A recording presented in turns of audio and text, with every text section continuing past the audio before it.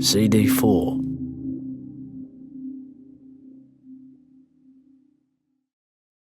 For weeks I smarted with a feeling of having been overlooked, forsaken, unchosen. And the shock of it was all the greater because of how much I'd lately come to imagine an advantage over Looney. I thought Sando and I had a special bond, a kind of intellectual interest. Something Looney, for all his animal energy, couldn't match. And now I felt like such an idiot. I left for school and returned again, sullen enough to irritate the old folks. At night in bed I conjured up the knowing smile Margaret Myers shot me that day in the pub, and I jerked off morosely while the wind poured through the trees and the house creaked on its stumps. Queenie took up with the captain of the school football team. He had a car, and sideburns like Peter Fonda. At day's end I slumped in the bus, overcome by ordinariness. Some evenings I swam in the river where the primary schoolers bombed off the old plank. Once or twice I clung to roots on the bottom and deluded myself into thinking that up on the surface the little kid's wonder was turning to panic. But I doubt anybody even remembered I was there. The next Saturday, I surfed the point with the Angelus crew, who seemed a little leery of me. But Sunday was hot and the sea mirror flat, so I spent the hours spearing fish behind the headland. I filled a Hessian sack with queenies, harlequins and boarfish, and it was some business humping it back with my gear to the bike. Well before I drew up at the Sandersons' drive, I knew I had no hope of riding the full bag home. I didn't want to go up there, but I couldn't bring myself to start slinging good fish into the bush. Eva seemed unusually pleased to see me. While I filleted the snapper in the shade of the killing tree, she came downstairs with Cokes. Her leg was strapped and her limp was still severe, but she seemed more sanguine than I'd seen her for a while. I cut the red meat from the fish's shoulder and gave it to the dog. Eva sat in the shade and passed me a glass. "I had Looney's father out here today," she said. "Man, is he pissed." "Pissed?" I asked. "Like drunk?" "No, pissed as in pissed off. He expected Looney back Friday." "Friday? Is that when Sando said he'd be back?" "Oh, who knows. When he's away, the schedule's kind of open-ended. Seems the old man wasn't so happy about Looney going anyways. Man, you can see the son in the father, huh?" I shrugged. "They have a way of looking at you," she said. "Like you're some kind of abomination. Because you're American?" "Nah, because I'm a female." "Oh, he's on his own, huh?" I dunno," I said, tempted to broach the subject of Margaret Myers. "Guess I should feel sorry for him, but I don't." I figured that my knowledge of the publican and Margaret Myers might include some awkward details, so I left it alone. "Do you miss it?" I asked. She looked at me. "Miss what exactly?" "The snow? Sando told me about freestyling." "Of course I miss it," she said. "Kind of dumbass question is that?" She drank her Coke and banged the glass down on the plank beside me. I trimmed the fillets and set them on the plate for her, determined to clean up and leave as quickly as I could. "How can you get 'em back on the farm once they've seen Paris?" "Sorry?" I wiped blood and scales from the knife. "Once you've had a taste of something different, something kind of out there, then it's hard to give it up. Gets its hooks in you. Afterwards, nothing else can make you feel the same." I nodded, understanding finally. "I guess I missed the buzz," she said. "Boy, we did some scary shit up on the mountain. But you know how it is. Time wounds all heals. Your moment arrives and just slips away. Kind of cruel, huh? Maybe it'll just get better on its own. Yeah, and maybe Santa Claus is a Jew." Stung, I slunk across to the water tank to wash my hands. The dog licked the salt off my legs. "I've never seen snow," I said. "White," she said, "and cold. Thanks for the fish." She had a way of making you feel small and stupid, even when she was in a good mood. I remembered again how little I liked her. The week before Sando and Looney finally returned, brown and shiny-eyed from Bali, I went back to see Eva. I had no fish. I was bored and lonely, fed up and spoiling for a blue. I was ready to tell that fancy Yank what I thought of her. Months previous, Sando had rigged an exercise contraption on the veranda, an arrangement of weights and pulleys for Eva to use to strengthen her leg. I'd never known her to use it, but when I mounted the stairs, she was cranking the thing without let-up. She saw me but didn't stop. She was mottled, slick with sweat, so fierce in her pain that it took me aback. I felt a chill of apprehension, but I stood there, trapped by her gaze, all the wind gone from my sails. I felt I'd stumbled into something private. It was awkward, but I didn't dare leave. She went on a full 5 minutes before pitching back, totally spent. "Throw me a towel." I was affronted but hapless. "Gimme the fucking towel." I saw that a towel hung from the veranda rail beside me.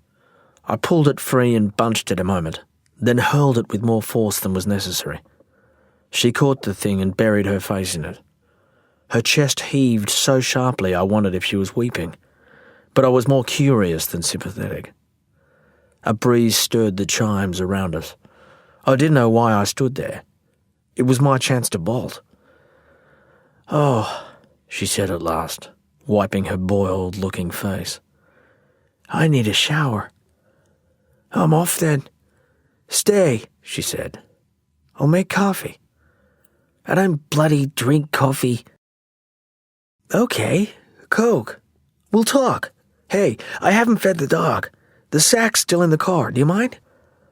I went down into the yard with the dog and found the big pack of dog food and poured out a dish on the ground. When she came out onto the veranda, Eva's hair was slicked back and her eyes were bright. Barefoot in a sleeveless cotton dress, she seemed calm. It was as though the storm of pain had passed. She flopped into a hammock and swung there. "I'm hungry," she said. "Can you cook?" I shook my head. "Didn't think so." "Come on, let's make burgers. I got supplies this morning." For an hour or so she bossed me about in the kitchen, and eventually we ate in silence off the bench top. We sat on the stool Sando had made from bushwood. It was odd, this making do. Neither of us was the other's first preference for company. We were stuck with each other. Once she'd eaten, Eva became unusually talkative. We went back out onto the veranda and slouched into hammocks, and she told me about growing up in Salt Lake City, about Mormons and mountains, and her dead mother. Wryly, she explained the business of college scholarships and the startling advent of the Angel Maroney. She told me stuff about new religion and new money that I couldn't quite grasp, and the longer she went on, the stranger America seemed to be. On TV, Americans were so soft and sentimental, all happy-go-lucky and forever safely at home. But the way Eva told it, her countrymen were restless, nomadic, clogging freeways and airports in their fevered search for action. She said they were driven by ambition in a way that no Australian could possibly understand. They wanted fresh angles, better service, perfect mobility. I tried to picture what she meant. She made her own people sound vicious. Yet God was in everything. All the talk, all the music, even on their money. Ambition, she said. Aspiration and mortal anxiety. It was hard to negotiate the tangled cross-currents of pride and disgust in Eva's rambling account, but it gave me plenty to think about. Here in Sawyer, people seemed settled, rusted on in fact. They liked to be ordinary. They were uncomfortable with ambition and avoided any kind of unpredictability or risk. There was a certain muted grandeur in our landscape, but it seemed that power and destiny did not adhere to bare plains and dank forest. There were no mighty canyons and mile-wide rivers here. Without soaring peaks and snow, angels seemed unlikely, and God barely possible. I don't know how long I lay there in my hammock, ruminating on all this, before I realised that Eva had long since stopped talking. A light drizzle began to fall. Hauling up onto an elbow, I saw she was asleep. Her hair had dried in a snarl beneath her. The tightness was gone from her face. Now and then her eyelids twitched and fluttered. She gave out a light, intermittent snore.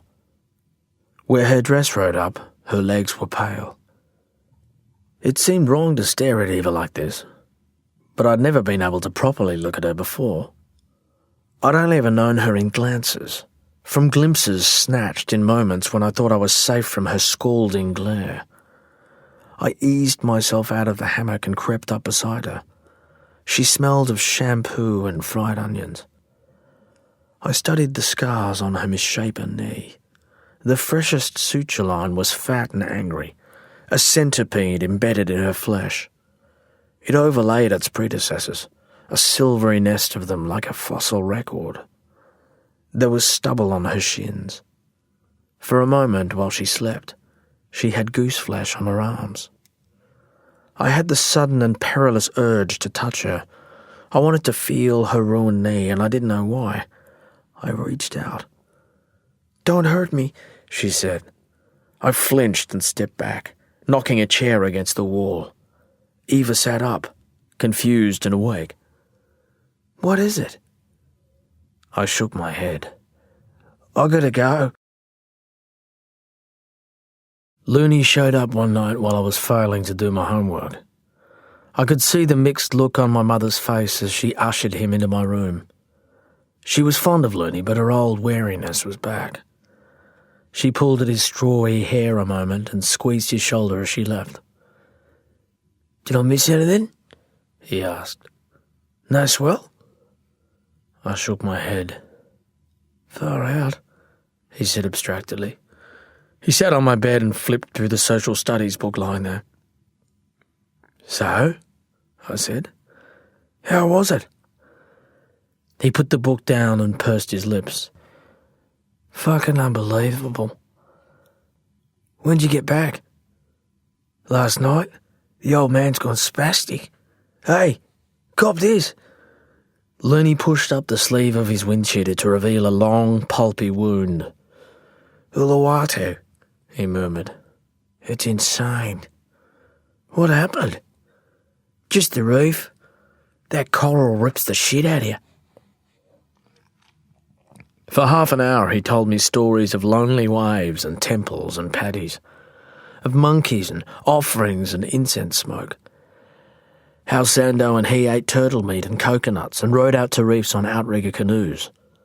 I felt a stubborn refusal to be impressed. The more Looney talked, the less I responded. I could see it puzzling him. He reached for bigger stories, wilder moments, to little avail. "I bought you this," he said, setting a tamped wad of foil on the desk beside me. It was no bigger than a .22 rifle cartridge. "What is it?" "Hash, mate." "Jesus," I murmured. "Well, don't have a baby." I heard the old girl coming before she had time to open the door. The little foil bullet fell into the drawer and Looney met her on his way out. Things were different after Sando and Looney returned from the islands. If there was a swell big enough, they might come by on weekends. We all surfed Barney's several times in late summer and even saw its terrible namesake. But for the most part, I found myself on the outside of whatever it was the other two had going. Looney's time in Indonesia had granted him a new kind of seniority. He'd seen animal sacrifices and shamans and walked on black volcanic beaches. He'd climbed down the legendary cave at Uluwatu and paddled out, bombed to the gills on hash. Yet here I was, still a schoolboy. Sando was distant now, preoccupied. He seemed suddenly closed off from me. I began to sense that there were secrets between him and Looney, things they kept from me with grins and furtive glances. When we surfed, they gave off a physical arrogance that might simply have been confidence born of experience. But I felt cowed by it. Now I understood the looks that the Angelus crew shot me. It was how they saw us, the little Brahmin circle. I didn't see much of Eva, but when I did, she was drawn and unhappy. A new current of antagonism flashed between her and Sando. She did her best to act as though Looney didn't exist. A monster storm showed up before autumn even arrived. On the forecast maps, it looked like a tumour on the sea between us and the southern ice shelf. The moment he saw it, Sando began planning our attempt on the Nautilus. On the Saturday and Sunday before the front arrived, the swell in its path hadn't yet gathered momentum. We'd have to wait for the passage of the storm and catch the swell in its wake, which meant I'd have to wag school if I wanted to make the trip. Before the wind had even stirred the trees, I knew I wasn't ready for the Nautilus. On the night the storm descended, I lay in bed feeling the roof quake, wondering how I could plausibly avoid the whole endeavour. For 2 days, black squalls ripped in from the sea and rain strafed the roads and paddocks and forest. On the morning of the 3rd day, while it was still full dark and spookily still, I woke to a rumble that caused the house stumps to vibrate. If you didn't know any better, you'd have thought a convoy of tanks was advancing up our drive and into the forest behind us. It was a low, grinding noise, a menacing pulse that didn't let up for a moment. I got out of bed feeling queasy.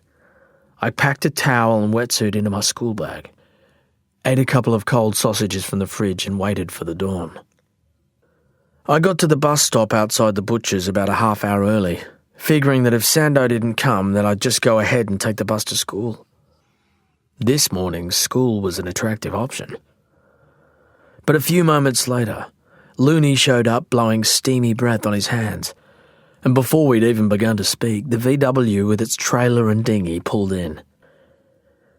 It was quite a drive west through the forest and then out along fishing tracks to the lonely little beach inshore of the island. All the way over, Sando and Looney psyched themselves up, each feeding off the other's nervous energy, while I sat pressed to the window, silent and afraid. For any soul with a taste for excitement, the mere business of launching Sando's dinghy should have been thrill enough for one day. The cove was a maelstrom, with waves breaking end-to-end across it, and the shore break heaved down with such force it sent broken kelp and shelled slurry into the air. We hauled the boat bow out, timed our launch between waves and got the motor going. But we almost came to grief as a rogue set rumbled into the bay. By that stage, there was nowhere for us to go but out.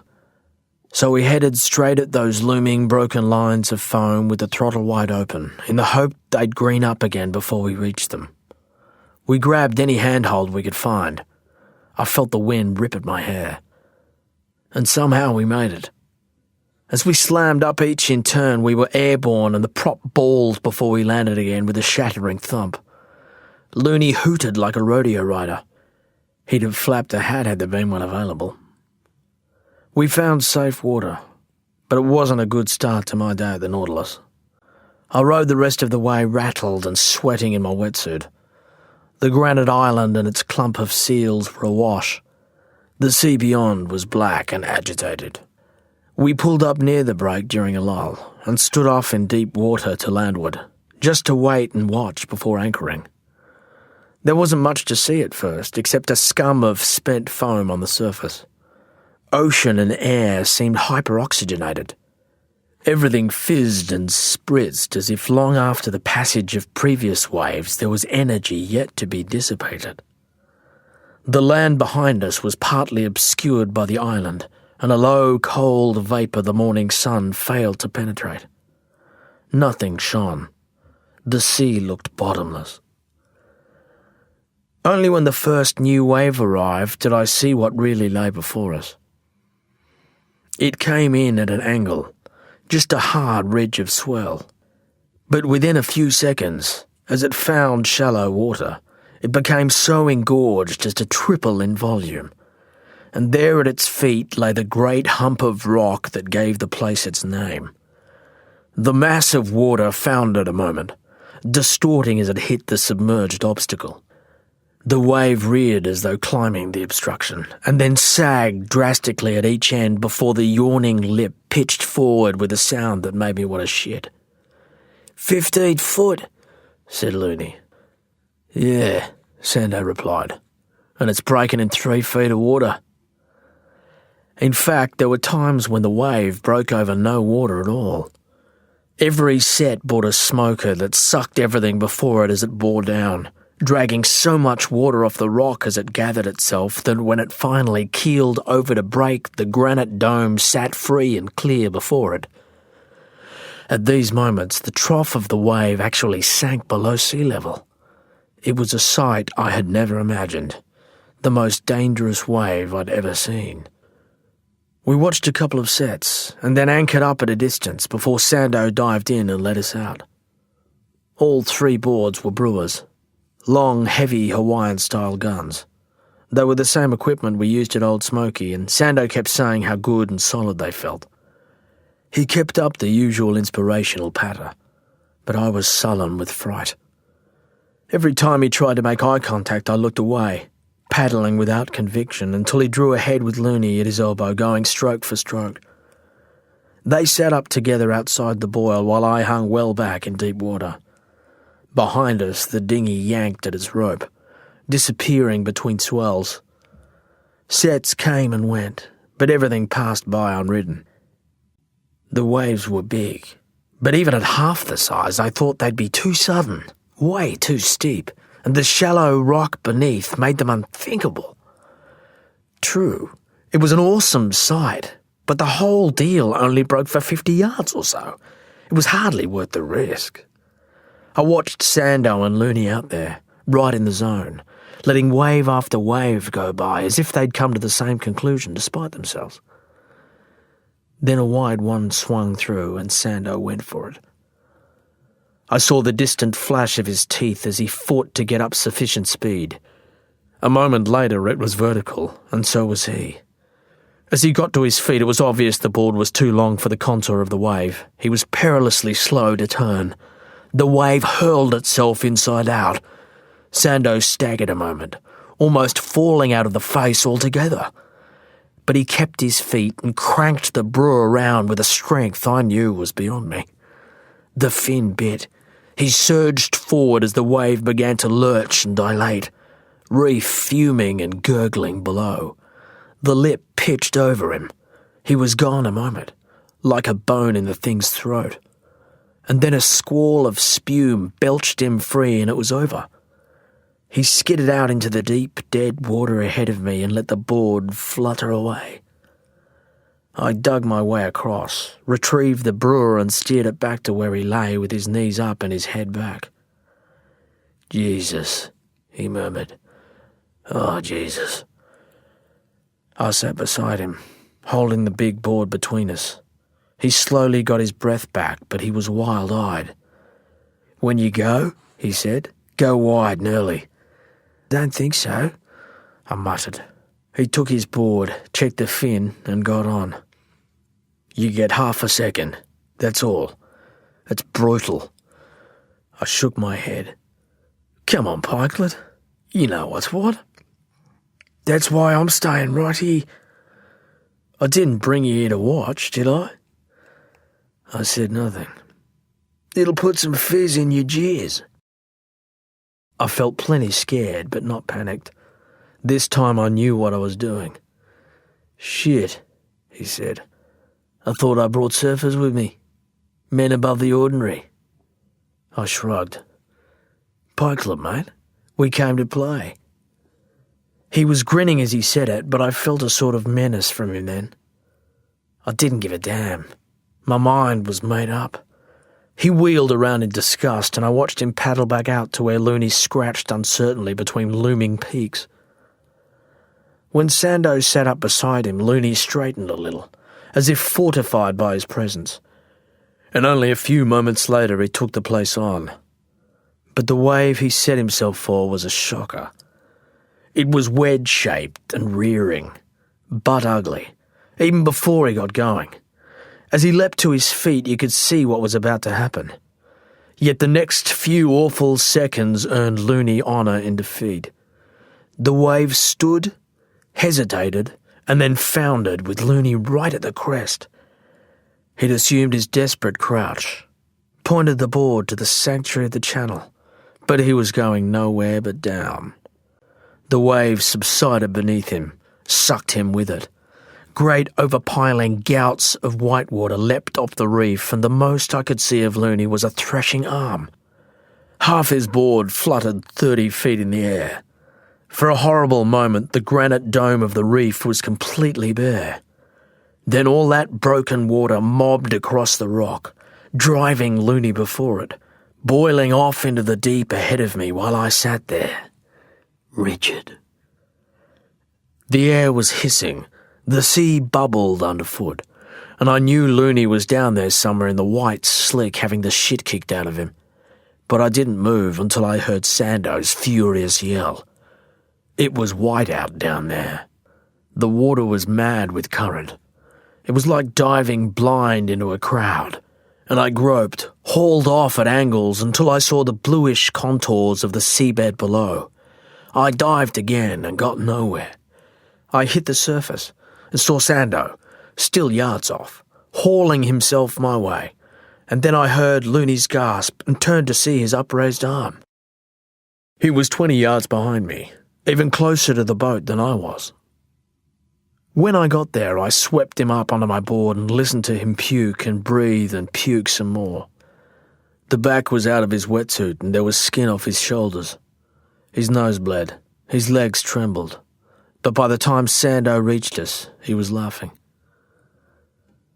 I was gutted by that day at the Nautilus. A small, cool part of me knew it was stupid to have been out there trying to surf a wave so unlikely, so dangerous, so perverse. What would success there really mean? Perhaps 3 or 4 or even 5 seconds of upright travel on a wave as ugly as a civic monument.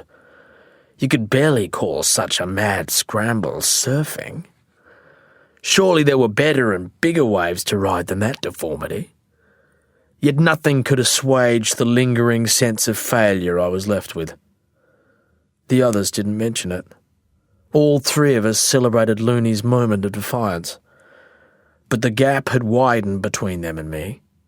He who hesitates, as I discovered, is lost indeed. I began to feel that their delicacy on the subject of my cowardice only made things worse. At first I was grateful, but soon I wished they'd just come out and call me yellow and have done with it. I hated the coy looks, the sudden gaps in conversation that reinforced my sense of relegation. Looney and Sando planned new assaults on the Nautilus using shorter boards, 2 only, shaped for the purpose. We never broached the subject of whether I'd accompany them. God knows, I should have been relieved, but I was inconsolable. I knew any reasonable person would have done what I did out there that day, which was exactly the problem. I was, after all, ordinary. For a few years as a teenager in Sawyer, it seemed I had control of my own life.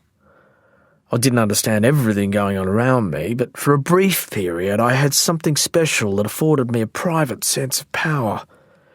It let me feel bigger, more vivid than I'd been before. Although I was no leper at school, I'd never really made much social headway. Classmates thought I was standoffish. Some said I was up myself, and none of it worried me because for a couple of years I went home from Angeles every day harbouring a consoling secret. I did stuff other people couldn't do, things they wouldn't dream of. I belonged to an exclusive club, drove around with a full-grown man and a mate who spooked people. Even among surfers we had enigmatic status. When we deigned to paddle out at the point, you could sense everyone else's deferral. Older, vaguely threatening blokes like Slipper were grudgingly respectful, especially in the presence of our mentor. Whenever some mouthy grommet started quizzing us about Sando, he would be quickly silenced by one of the older crew. They knew by now that he'd surfed Old Smoky on his own for years. He was in his own league. We'd all sensed it instinctively. Sando radiated gravitas, and I got used to the power of association. But when Sando first took Looney to the islands, he left me behind in more than a literal sense. Somehow I stayed behind. I lost confidence in my place and value. It's possible some of my sense of relegation was imaginary or the result of shame, but I was convinced that Sando no longer took me seriously. The Looney didn't regard me as an equal anymore, and the rich feeling of being in charge of myself evaporated. For the first time in my life, I was not so much solitary as plain lonely. Not long after Easter, in the first week of the term break, an unexpectedly vicious cold front burst upon the coast. Wind tore trees from the ground and blew roofing iron deep into the forest. And when the storm was spent, it left the kind of booming swirl that kept me awake half the night with that old mix of excitement and apprehension. I waited for the sound of the Volkswagen, but Looney and Sando didn't show. About 8 o'clock, while the oldies were off in town, I got on my bike and rode out to the coast. From way across the estuary, curtains of spray were visible at the river mouth.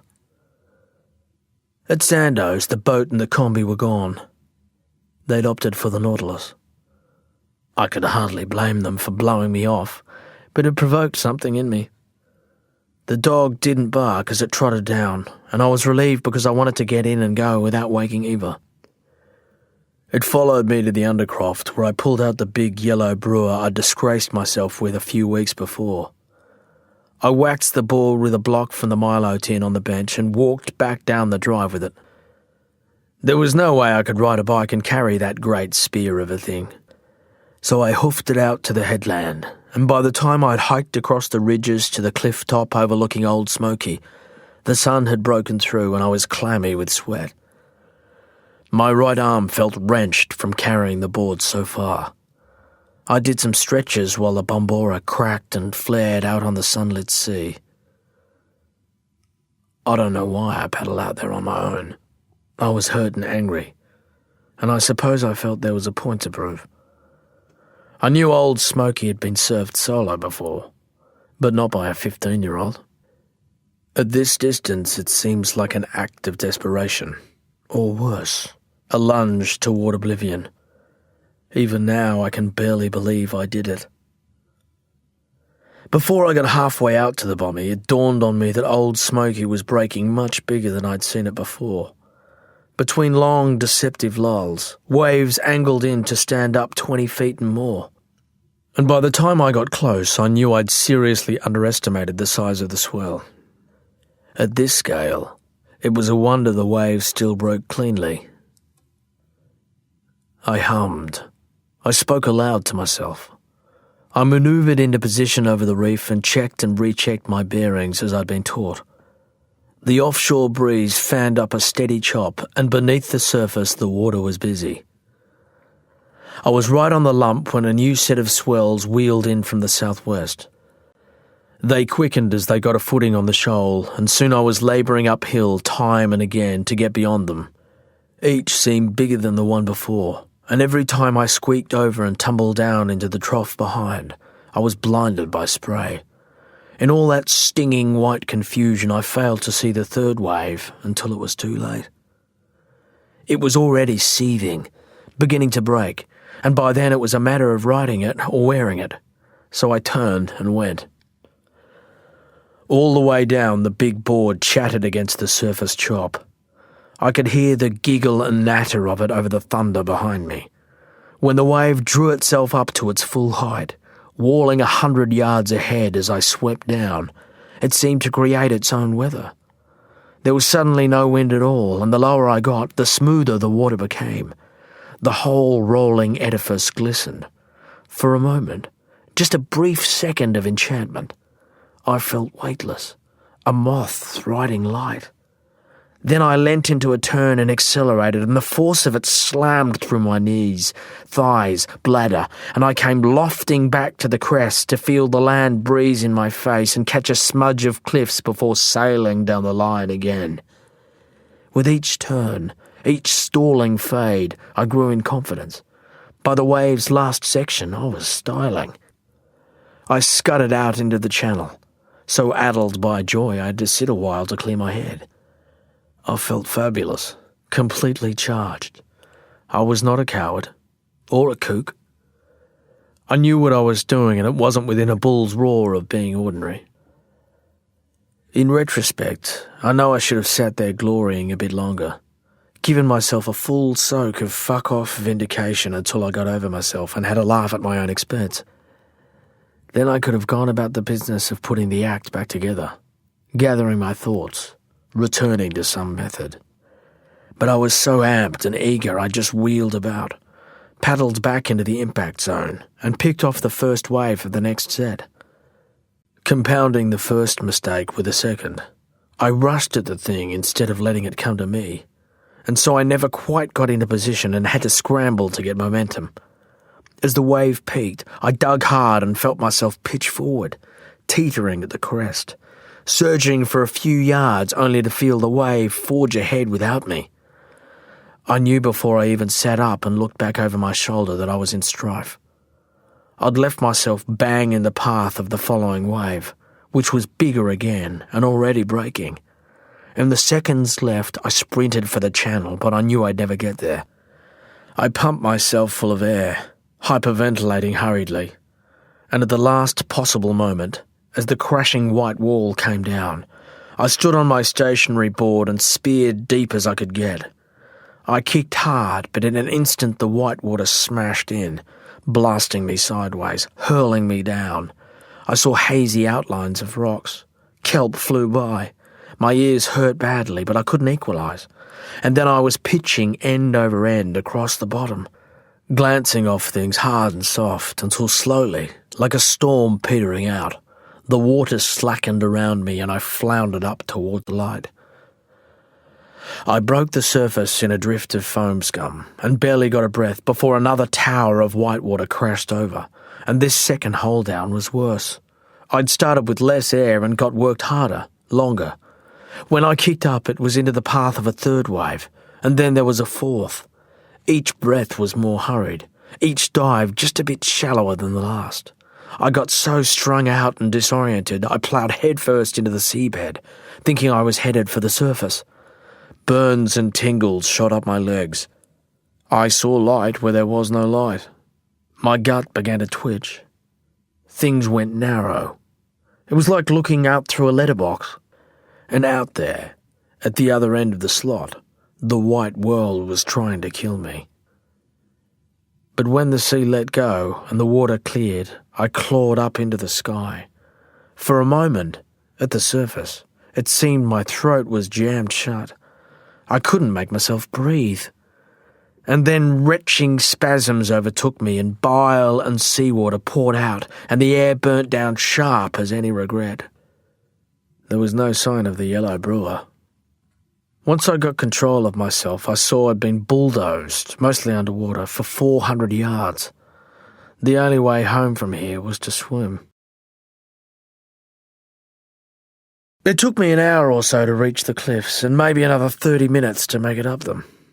I got seasick treading water in the moiling backwash.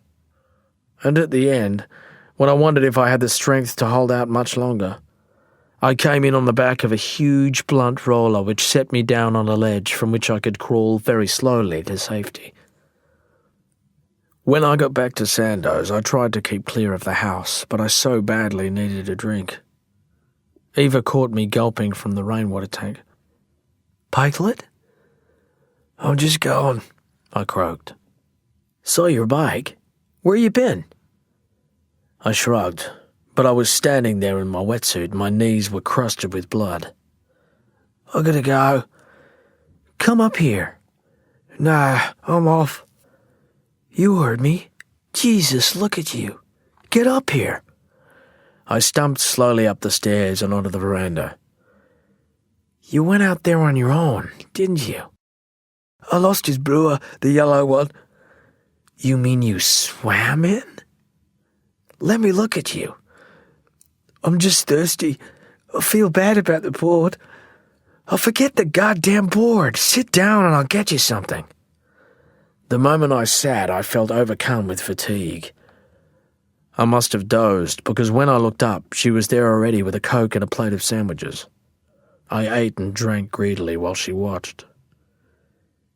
You take him too seriously, she said at last. Who? You know who. I'll get something for those gashes. Stay here. But I didn't stay there for fear of falling asleep again. I followed her into the house and propped myself up against the kitchen bench while she rummaged in a cupboard. Sit down before you fall over, she said. You'll have to wait until they get back. You're in no shape to ride home. I can ride, I said. I had no intention of still being there when Sando got back.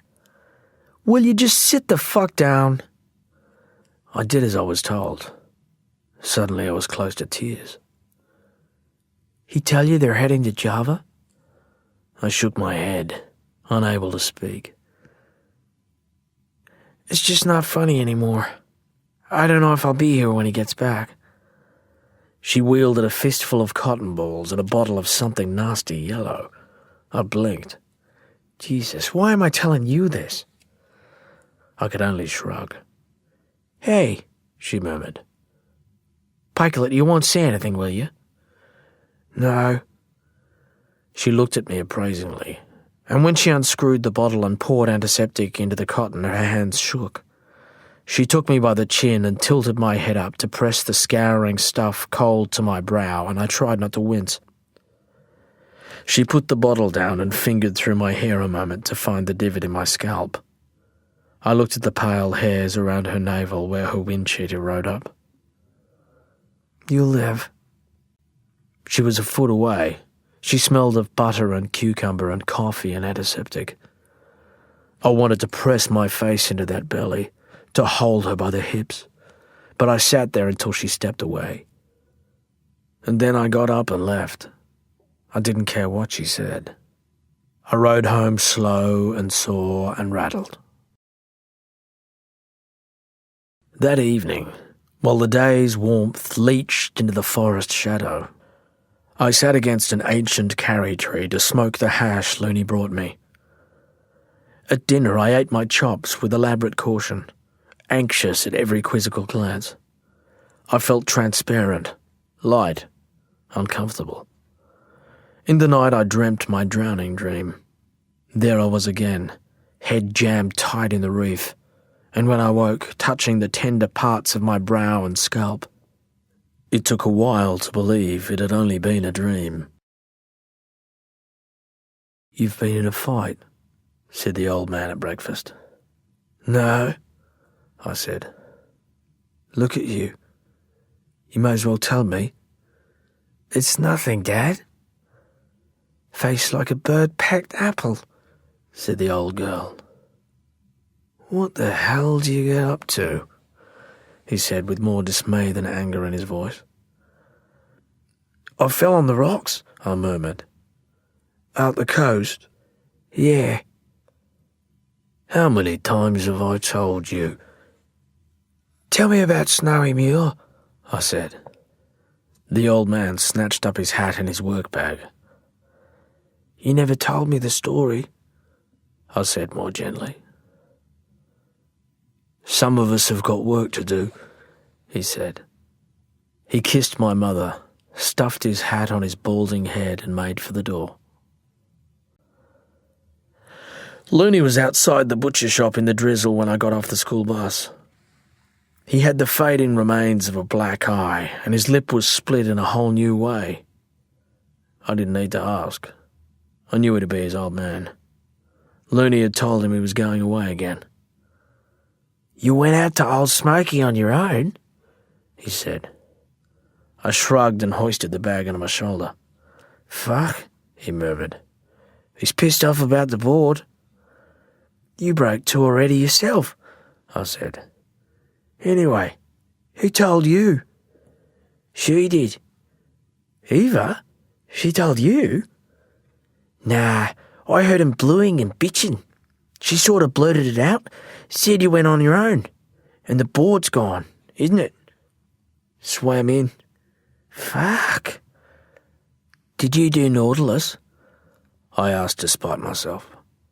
Man, it was bullshit. I got 3, barreled every time. Him? He got 1, but he's fucking scared of it. I blinked at this. Old, said Looney. There was something pitiless in his smirk. And he's taking you to Java, I said. Who told you that?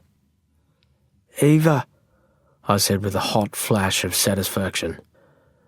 He grunted and rolled himself a fag, and I realised that we were no longer friends. At the intersection, where the pub loomed over the servo across the road, we each veered in our own direction without even saying goodbye. Neither of us could have known that we'd never meet again. Sando pulled up at the school oval one lunch hour while I was kicking a football with a bunch of kids I barely knew. It was the old sound of the VW that caught my attention. I saw him parked over behind the goalposts, but didn't go across right away. By the time I relented, there were only a few minutes before the bell went again. He sprawled over the wheel like a bus driver. He had a denim jacket on, and a silk shirt of some kind of shimmering green, and his hair and beard and earrings shone in the early winter light. He raised his eyebrows as if surprised to see me. I stood there in my grizzly brown uniform. You're off then? Yeah, he said. Tomorrow. I nodded and looked out across the rooftops of Angeles. Thought you might come out for a send-off. We don't see you much anymore. I glanced back at the kids punting the pill from pack to pack. I can't, I said. The oldies wouldn't let me. He nodded, scratched in his beard pensively. Hey, someone found the yellow brewer. Really? Tuna fisherman, 25 mile out, he reckons. You give it back? Sando nodded. I kept a flood of relief and amazement to myself. Eva said you looked pretty shabby when you got back. It was big, I said. It's a tough swim. Gutsy effort, he said. All of it. You should know that. It's right up there. I shrugged. No, I mean it, Pikelet. Hats off. I shoved my hands into my pockets in an effort to resist his approval. There was a long, potent silence between us, and then the school bell went. Sando cranked up the combi.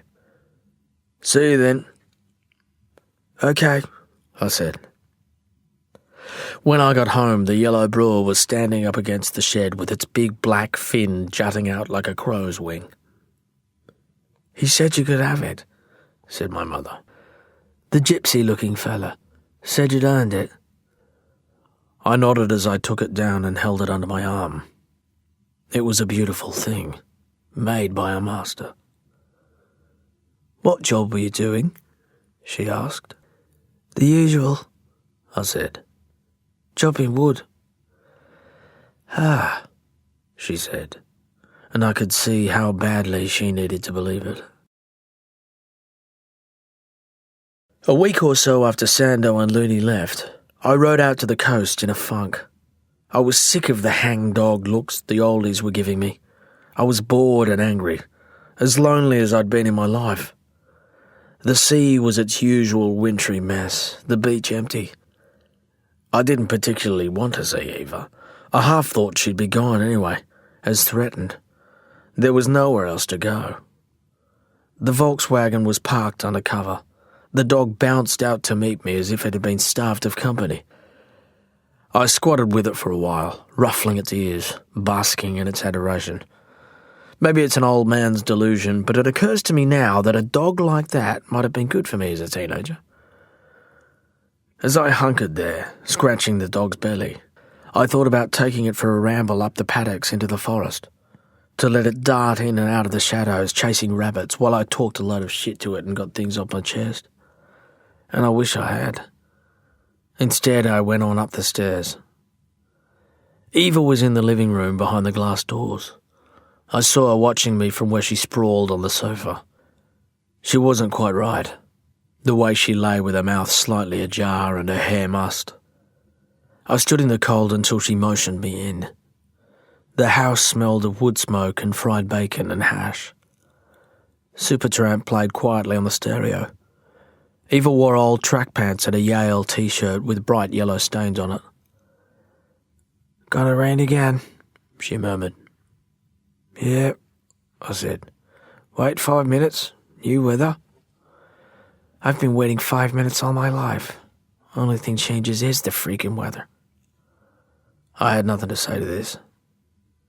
I was already getting set to leave.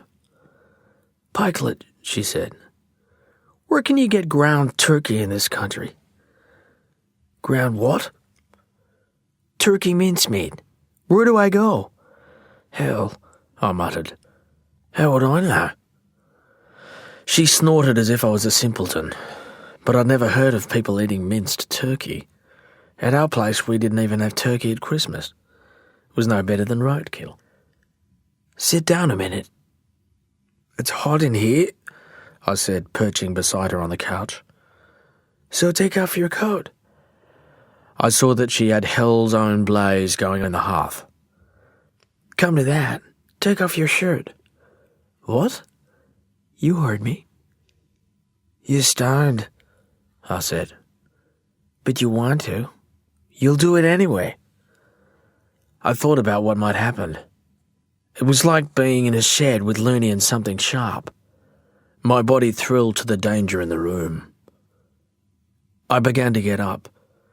She grabbed a fistful of my t-shirt and twisted it with a kind of sneer, and I looked at her in confused anger before I shrugged her off. I shucked the shirt anyway and held it gormlessly in my lap. The sneer melted from her face then, and she looked almost sad. She touched my belly with her knuckles. There was a kind of disinterest in the way she held them against me and ran them slowly up my chest. I was unprepared for the painful force with which she grabbed my nipple, but she kissed my neck so softly my whole scalp flushed with something like goose flesh. She kissed me on the neck again and again, unbuckling my Levi's all the while, and when I came, she laughed in my ear like someone who'd won a bet. I followed her to the loft. She kicked off her clothes, fell onto the unmade bed and smiled at me with something like tenderness. I felt a great force rising behind me, pressing me on. "Pikelet, you don't have to." "Oh," I said with false brightness. "Maybe I do. Maybe I will." "Okay," she said. Now where did I leave those instructions? I shoved off my damp jeans and clambered onto the bed and kissed her inexpertly. Eva's hair was unwashed and her mouth tasted of hash and coffee. Her fingers were stained with turmeric. She smelled of sweat and fried coconut. She was heavier than me, stronger. Her back was broad and her arms solid. There was nothing thin and girly about her. She did not close her eyes. She did not wait for me to figure things out for myself. In the afternoon, when we'd eaten her curry and smoked the rest of her hash, she saw me standing in the living room, looking at all their stuff. I was stoned and emboldened. I felt older, pleased with myself, and for some reason I was noticing for the first time just how new and choice everything was. One day, I told myself, I want gear like this. "What?" she said, cutting up a grapefruit. "Nothing." "Bullshit. You're thinking where does all the money come from?" "Nah, not really." "Jesus, Pikelet, you're like a book." I shrugged. She was wrong, but I didn't want to look any more stupid than I was. "It's a trust account thing. My father's money." "For Sandow too?" She smiled. "Yeah, him too. But they don't get along, my dad and him. But that's how he can surf and travel, yeah. How I could be a skier, sure." I was bummed. I didn't really know what a trust fund was, but I felt the distance it put between us. It was bigger than the gap in our nationalities, even our ages. Money just showing up in a bank account, without work. I said nothing, but Eva must have seen it in my face.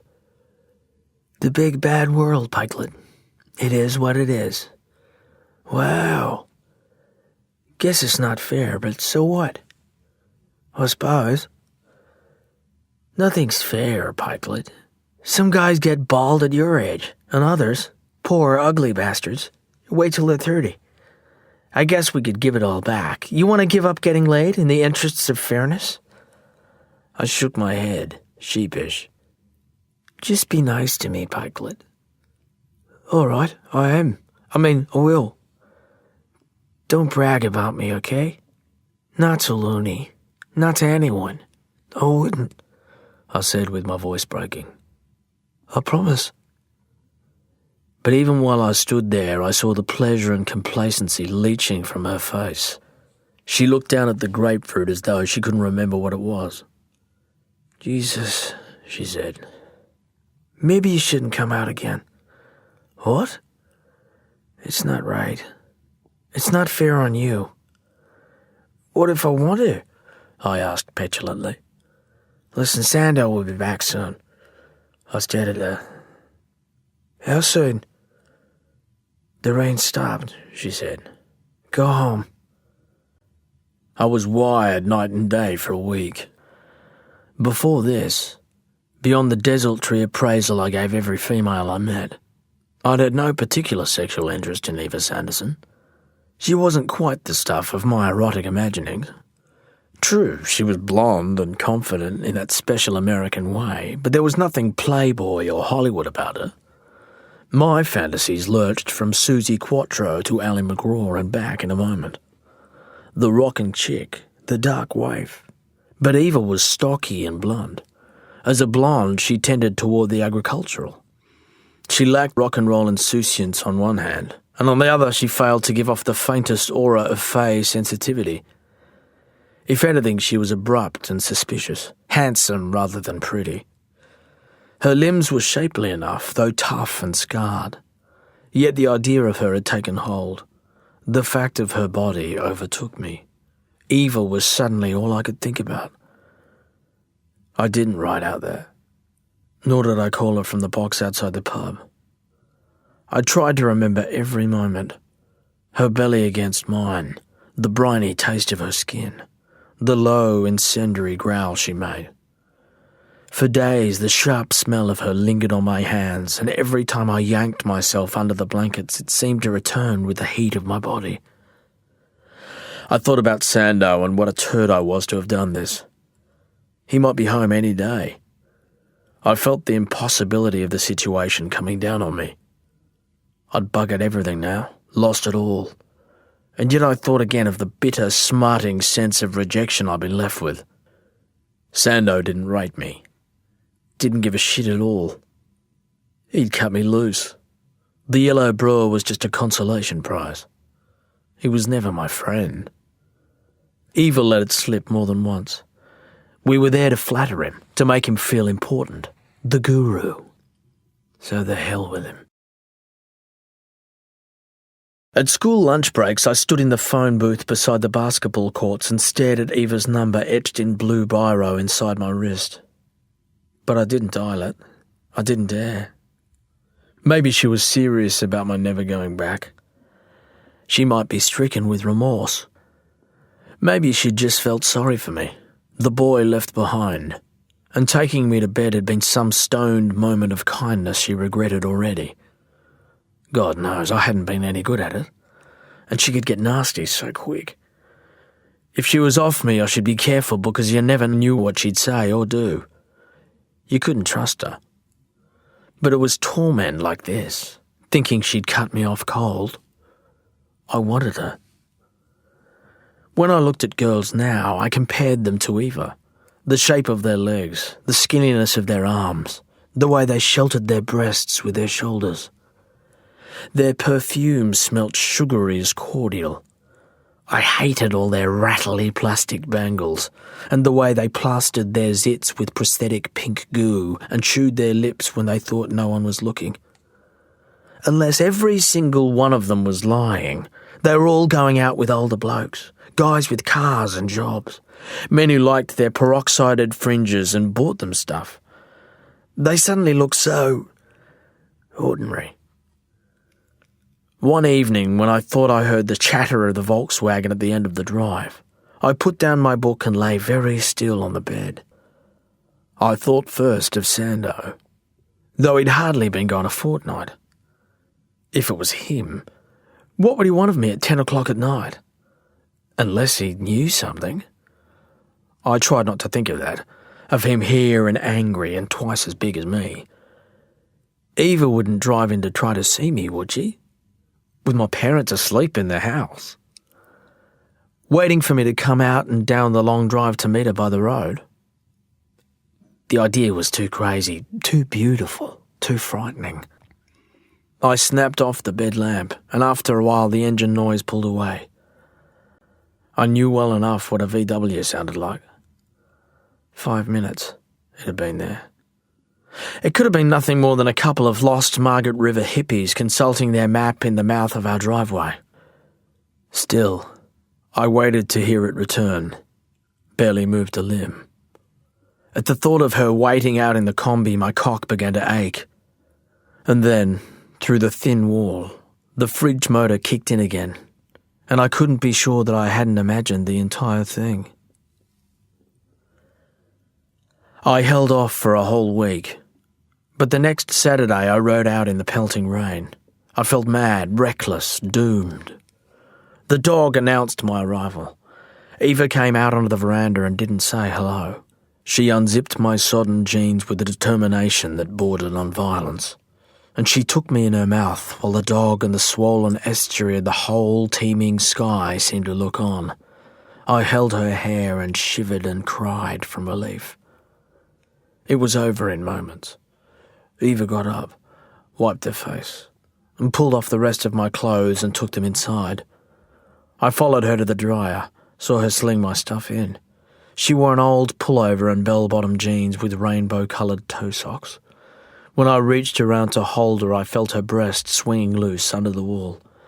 The dog sidled in to stare at us. "I thought I told you to stay away," she said. I pressed myself against her so that she could feel I was still hard. She turned and kissed me. Her mouth tasted starchy. She ran her hands down my back and held me by the buttocks. "Well," she said, "now that you're here." And so began a pattern. Eva always seemed more vindicated than pleased to see me. Sex was a hungry, impatient business, more urgent for the looming possibility of Sando's unscheduled return. The house had no curtains and few partitions, so it was hard not to feel insecure. Sando's dog was a constant and mostly silent witness. It saw me eager, clumsy, exultant, furtive, anxious. That Saturday, it followed us up to the bedroom and watched from the corner as Eva lowered herself on me. Rain drummed on the roof. I was trembling. "You're scared," she said. "Nah. Bullshit. Just cold," I said. "That's okay. Being scared is half the fun. You should know that by now." But I wasn't sure what I knew, except that she was silky hot inside, and strong enough to hold me by the muscles of her pelvis and pin my arms to the bed so that I couldn't have fought her off if I'd wanted to. We stayed in bed all day as the rain fell, and the dog sighed disconsolately. Sometime in the afternoon I woke, startled to have slept at all. Eva was watching me. She held my cock as though it was a small bird. With her free hand she stroked my cheek. "I love you," I murmured. "You love getting laid." "No, I mean it." "You don't know what you mean." I lay there smarting. "I got a postcard from Thailand," she said. "Thailand? Sando. He's been in Bangkok." The thought of him now was like a blow. "Aren't they in Java?" I said, trying to seem breezy. "Something about supplies," she said. "Who knows? Now he's talking about the Eastern Islands. Which islands? He didn't say. Lombok, I guess. Could be any Eastern Islands. Yeah, she said with a snort. The Philippines, maybe? Even Hawaii has Eastern Islands. What an asshole. So he won't be back straight away. He's scared of growing old. That's what this shit's about. The traveling? All of it. Having his little deputy along for the ride. Looney's too young and too stupid to be afraid. And Sando loves that, feeds off it. He hates being old. How old is he? Sando? 36. Hell. You're surprised? Well, yeah, I mean, he's real fit. Fit, she said. And lucky. I reached over to touch her messy knee, but she swatted my hand away. Leave it, she muttered. Sorry. We both stared at her scars in silence. Look at this, she said at last. Can you believe a whole life can come down to a few hunks of fucking bone and gristle? She got up and limped to the window. Light caught the fine hair of her limbs. I stared at the silhouette curve of her buttocks. Why do you let him go? I asked. I don't get it. Because he needs it, she said. What about what you need? He knows what I need, she said with a matter-of-factness that brooked no inquiry. She looked back at me sourly, and it seemed to be my cue to leave. I got out of bed, hoping she'd follow me down to the laundry, but she didn't. I pulled on my still warm clothes and went back out into the rain. For a long and ruinous period of my later life, I raged against Eva Sanderson, even as I grieved for her. In the spirit of the times, I held her morally accountable for all my grown-up troubles. Yet had things proceeded only a little differently, had she been in less pain perhaps, and more clear-headed as a result, maybe we would have wound up friends. Made our blunder and let it go. To look upon it afterwards as just another lumpy bit of history. In the 70s, the ground seemed to continually slip and change beneath our feet, but Eva knew better than to console herself with a pimply schoolboy. I just wish she'd shown more of an interest in the particular kid she took to bed. God knows. I understand lapses of judgment, the surrender to vanity, the weight of loneliness. For we were both lonely beyond the glow of Sando's attention, and in Sawyer there were so few opportunities for companionship, mutual feeling, shared confidence. But if that's all it had been, a lapse of judgment, one moment of reaching out for comfort, then there might have been so much less to regret. Although Eva was 25 and I was jailbait, I was certain I understood her better than anyone ever would. This was a woman not in the least bit ordinary. As an athlete, she'd had very few peers. Like Sando, she'd lived at the radical margin of her own sport. There was a warrior spirit in her, an implacable need to win the day. Even if it scared me a little, I understood the contempt she felt for those who withdrew from the fray or settled for something modest or reasonable. It was this conviction, I saw in time, that lay at the heart of her battle with Sando, who'd taken another tack, a mystical path she now said was bullshit. She relished opposition, yet her only real opponents had been the facts of life, gravity, fear, and the limits of endurance. She loved snow the way I loved water. So much it hurt. She didn't want to see snow anymore, and most of the time she wouldn't speak of it. But for the best years of her life, years she believed were gone for keeps, she trained to fly over it. That was the simple objective. Being airborne, up longer, higher, more casually, and with more fuck-off elegance than anyone else in the world. I never understood the rules or the science of it, but I recognised the single-mindedness it took to match risk with nerve, come what may. Such endeavours require a kind of egotism, a near-autistic narrowness. Everything conspires against you. The habits of physics, the impulse to flee, and you're weighed down by every dollop of common sense ever dished up. Everyone will tell you your goal is impossible, pointless, stupid, wasteful. So you hang tough. You back yourself and only yourself. This idiot resolve is all you have. Yes, we had some things in common, Eva and I. At 25, she was as solipsistic as any teenager. Not much better at considering the higher physics than I was. And there was something careless about her that I mistook for courage in the same way I misread Sando's vanity as wisdom. Maybe she was harsh and angry, and hard to like, but I respected her impatience with niceties. Life was too short for rules and obligations. She was all about going hard or going home, and if that required cruelty, then so be it. At 15, you can buy such a philosophy. No, Eva was not ordinary, and neither was the form of consolation she preferred. Given my time over, I would not do it all again.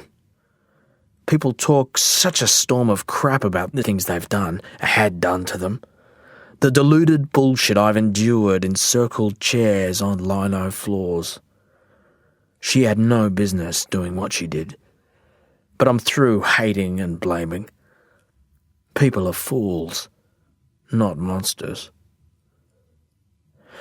Eva had a particular kind of rueful stare, a look she often gave at the end of an afternoon like this rainy Saturday that made me think she'd wearied of me. I always took it as dismissal, as I did this day. I got up and went. But the longer things went on between us, the further we got into our mess, the more frequent and intense those doleful glances became. They were expressions of disgust. I dreaded them. Nowadays, with the distance of the years, I wonder if I misread her. That disgust might have been reserved for herself.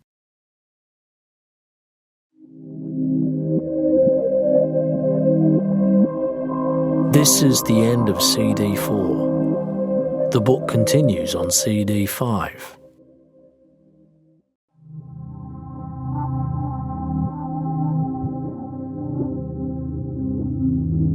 CD 5.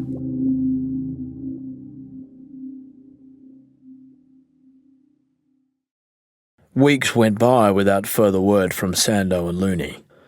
A couple of good fronts bore in. I thought about Old Smoky but didn't go. The brewer stayed in the rain outside the old man's shed. I surfed the point a couple of times on my stubby little twin fin, and when the Angelus crew nodded or smiled, I paddled past with a hauteur as counterfeit as it was unnecessary. I spent all my free time out at the house with Eva. In the woodshed, the bathtub, the bed. I helped with her rehab exercises and carried shopping up the stairs. In the sack or out in the yard, she gave the orders and I was glad to be told. She was spiky and restive, yet we still had our laughs. One day we drove out into the forest and ate chicken and drank champagne and made love in the bracken beneath the carries. We played backgammon by the stove on stormy afternoons and fooled with the dog. We made silly paper hats and listened to Captain Beefheart records. A few times I went down on her to the sound of whale songs or Ravi Shankar. It was all the same to me. Now and then she cried for an hour and wouldn't let me touch her. I told her I loved her and I believed it. She pushed me away, drew me back. I was elated, miserable, greedy, grateful. There were afternoons when I retreated to the veranda sick with guilt, and an hour later I'd be labouring over Eva's shining back with her hair in my fists. I cowered at the thought of Sando. I uttered his name as a curse in his own bed, and she liked it. During those Saturdays and Sundays with Eva, as autumn quickly became winter, I told my parents the old lies, that I was surfing at the coast or doing jobs for Bill Sanderson and his wife. I was careful to come and go as usual, but I'll never know how well I really concealed myself from them. There were moments when I was certain they suspected something amiss. when a glance passed between them at the mention of Sando's name. But I always put it down to my own paranoia and the fact that Looney's old man had been bitching around town. My absences, after all, were hardly out of the ordinary. I came home on weekend evenings damp-haired and dead tired as ever. I tried not to seem distracted. I refrained from carping about their strange, dowdy habits. I was anxious to make myself inconspicuous. Whether I came home morose or elated, I found I could manufacture a deceptively even demeanour. I believed I was alert to their moods, but really my concentration was elsewhere. My mother and father became figures in the background. They'd always been quiet and solicitous, but throughout my adolescence, and especially during this period, they became so insubstantial that I hardly knew them anymore. I didn't know what they thought, what they suspected, what their lives had become. I could only think about Eva. Eva. I watched her when she was present, and conjured her when she was not. She was no longer a girl, but not a woman in the way that my mother was a woman, and I simply couldn't stop looking. At times she basked in the attention, though at other moments she refused to indulge me. When she complained about my dog-eyed stare and waved me away, I found ways to watch her without her knowledge. I particularly loved to watch her sleep, for then she was the picture of a body smitten.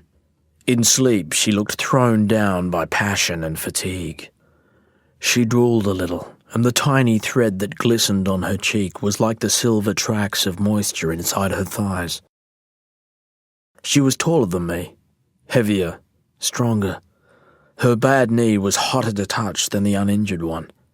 Her tongue often tasted of cornflakes or the brassiness of painkillers.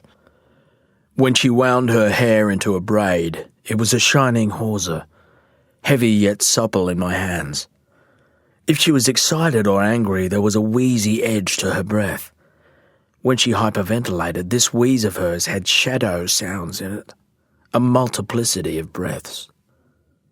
I watched her so long that I saw her body was a sequence of squares and cubes. Her teeth were square, so were her ears. Her breasts and buttocks were block-like. Even her calf muscles, which squirmed beneath my fingers, had corners. She had wide, blunt hands with square nails and deep ruts at the joints. And her feet were the same. I thought about her shape as I painted her toenails cool green. She pressed one cubic heel against my heart, while the other lay playfully in my lap. How I watched her. What a catalogue I made of her movements. I saw her pee, watched her shave her armpits. She said I was a pervert, and I wondered if I was. I knew Eve had a Utah driver's license and a sheaf of family snaps in her shoulder bag she refused to show me. I was curious about her family, about Salt Lake City, but she was reluctant to talk about any of it. Although I was tempted, I never touched her bag or went through her cupboards. I was content to wait until she relented, convinced that she would, and in this, at least, my instincts were vindicated. She told me everything. Indeed, there came a time when, to my great consternation, Eva preferred to talk rather than fuck. Eva told me how one summer she met Sando on the north shore of Oahu. She was out from college in California, and he was shaping boards for an outfit that shipped them back to the West Coast. There was a party at some ramshackle plantation, and she liked the look of him, loved the accent, and they got bombed on Maui Wowie and left together. They spent the entire week in her hotel room at Waikiki, which got him sacked from his shaping job. So he followed her to San Francisco until the winter. Sando didn't much like the cold, and the sea made Eva uneasy, but each instinctively recognized the other's obsession. He was older, but so strong and lovely. He was glamorous in his sun-bleached way. The sex, she felt obliged to tell me, was sensational. When winter arrived and the Pacific swells returned, his surfer friends began to call, and she knew it would only be a matter of time before he flew back to Oahu. Eva tried not to take it hard. It had been fun, but she had her own season to look to. Snow was falling in the Rockies. Every fresh report got her jangly, and before Sando could leave her, she caught a plane east. But she couldn't believe how much she missed him. Late that winter, drunk on peppermint schnapps, she phoned him from New Hampshire. Next morning, Sando packed a duffel and went to her. From Hawaii to the snow. It was quite a move for Sando. She taught him to ski, downhill and cross-country, which kept him fit and sane. And she even found him a snurfer, the closest thing to a surfboard she could offer him up there in the mountains. But she never expected to win him away from the sea for long. They made love and drank hard and dropped acid, never talking about his own stalled career until the season was over. And by then she said he'd gone all Van Morrison on her. They summered in Malibu where half the surfers were junkies and the whole scene made him sick. He got reading and took on new ideas about diet and training regimes and meditation. When it came to training, Eva still preferred the party method. Sando said she relied on bravado more than technique. He told her she travelled on pure entitlement, not achievement. There was an almighty blow-up and she threw him out. He slept on the beach, surfed, and ran all day. She took him back and got fit. He worked her hard. Next winter he travelled with her as coach as well as lover. His mental discipline fortified her, and she flourished. She went from being a gifted but lazy competitor at the fringe, just another moneyed dilettante, to becoming a serious name. Periodically, Sando flew to Hawaii or drove down to Baja for waves. She understood how he needed it. He came back brown and scarred and happy. Those days, said Eva, they were the life. In those days, freestyle skiers were the wild bunch, a scene unto themselves. At night they got drunk and skied off chalet roofs, attempting whole alpine villages, skidding rooftop to rooftop. They skied bridges and the guardrails of mountain roads. They bounced off cars and plummeted down sketchy ravines. In aerial competition, they scared the shit out of people. Because nobody would insure them, theirs was still an amateur circuit. They were like mad dog skateboarders. People dreamed about a World Cup and sanctioned events at the Olympics, but the skiing establishment was welded to tradition.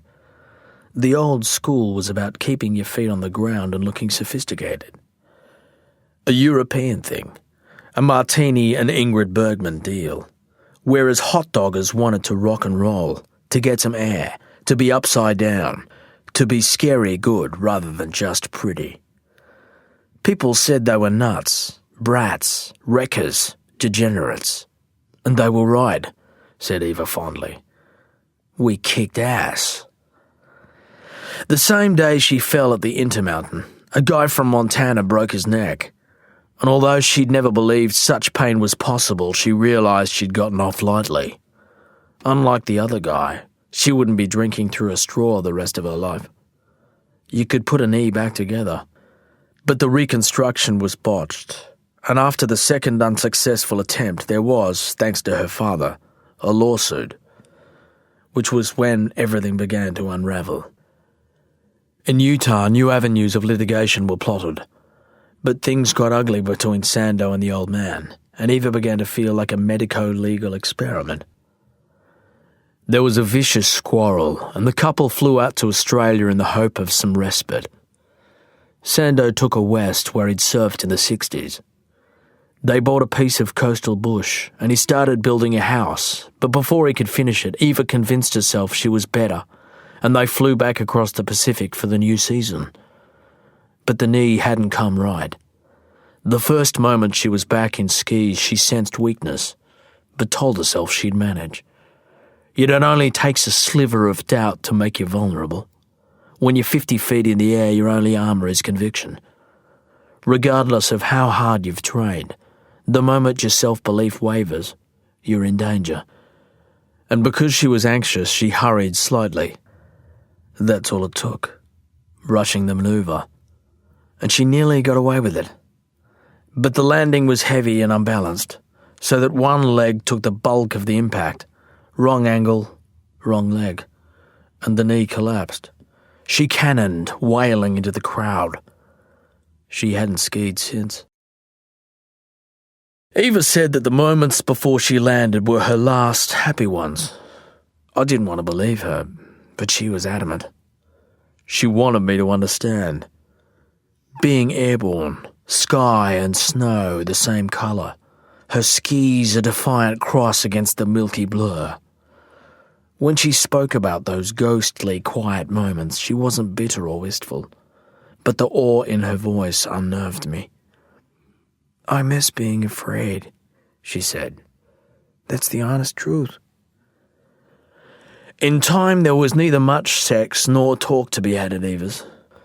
We smoked hash and gazed out at the rain, and I wondered if she'd decided that she'd already said too much. For a while, there'd been such angry, urgent passion, and then a lightness between us, as though Eva's rage had subsided. It was then that I got to know her better, when she began to tell me about herself. I felt I'd been chosen all over again. I was enlarged by her trust. It felt like love, or friendship at least. But our fellow feeling grew thin. Eva became restless again, and mean along with it. She needled me. She seethed and provoked. She took more pills, smoked so much hash she seemed absent half the time. If she looked my way, she made no effort to disguise her indifference.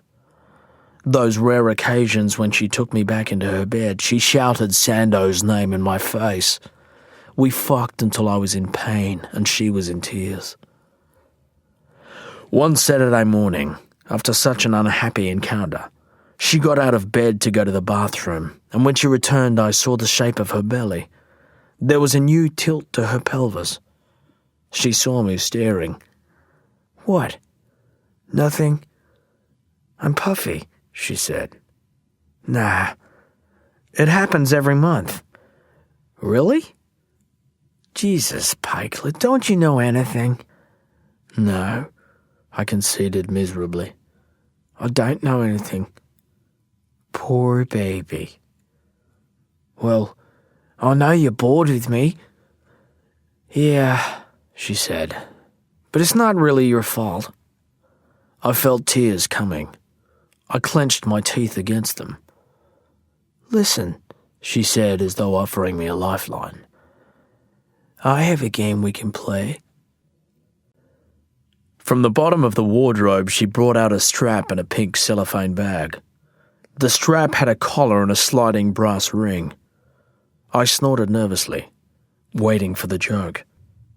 But Eva handled these new props with a reverence that brought a falling sensation to the pit of my guts. "I don't get it," I said. "I'll show you," she murmured. "What if I don't want to?" "Then I'll be disappointed, I guess." Eva sat on the bed beside me. She drew the leather across her thigh while I lay there considering the likely ramifications of her disappointment. "So," I said, "show me. You know how to hyperventilate, right?" I nodded warily. "Well, it's kind of like that." I looked at the padded collar and the brass ring that did the work of a slipknot. From where I lay, I could smell the sweat and perfume in the leather. "You hang yourself?" "Sure, sometimes." "Fuck. Why?" "Because I like it." "But why do you like it?" "Because, little man," she said, flipping it at me playfully, "it makes me come like a freight train." "Far out," I muttered.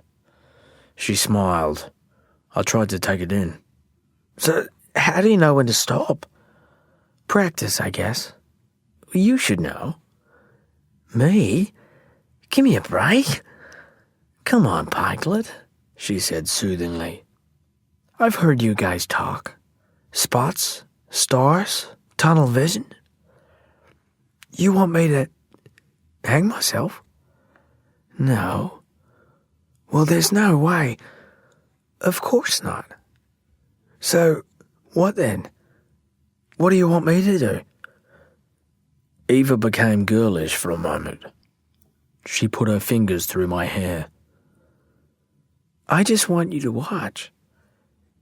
Geez, Eva, it feels better, I can't tell you. I don't know. And it's safer, like having a dive buddy. I sat up in bed, anxious and revolted. I hated the sharp leather smell already. I can't, I said. You shouldn't ask me. She sighed. Okay, sure. Eva swept her props off the bed and began to dress. I felt the sudden weight of her disappointment. The day was over already. I'd be home early. I'm sorry, I said. Sure, she murmured, pulling on a t-shirt. It's just, I'll make do on my own, Pikelet. I'm a big girl. But it's not safe. Well, no guts, no glory, huh? Sensing that I'd been dismissed already, I watched her rake a brush through her hair. What'll you do? I have a mirror, she said, misunderstanding me. I can watch myself. Does Sando do this with you? She turned back to consider me. I don't have to answer that. But how did it start? I'm not going to answer that either. She grabbed the end of the rumpled sheet as though she might yank it off me. I caught the ravishing curve of her breasts beneath the t-shirt and felt a rush of panic at the idea of being cut off from her. I don't want you to kill yourself, I said. I won't. Not if you don't let me. I took a handful of the sheet and jerked it so hard that she staggered a little. Her bad leg gave way, and she braced herself against the bed. I reached up beneath her shirt and held her breasts, and we stared at each other a moment before she took down her pants and lowered herself to me. I love you, I whispered. We'll see. But not the belt. Okay, honey. We hardly need it. She pulled her shirt up and put a nipple to my lips, and I fixed on it greedily, certain that I'd won a moral victory. But once we'd raised a sweat, Eva disentangled herself, reached down beside the bed, and brought up the cellophane bag. I wasn't much of a partner in her game.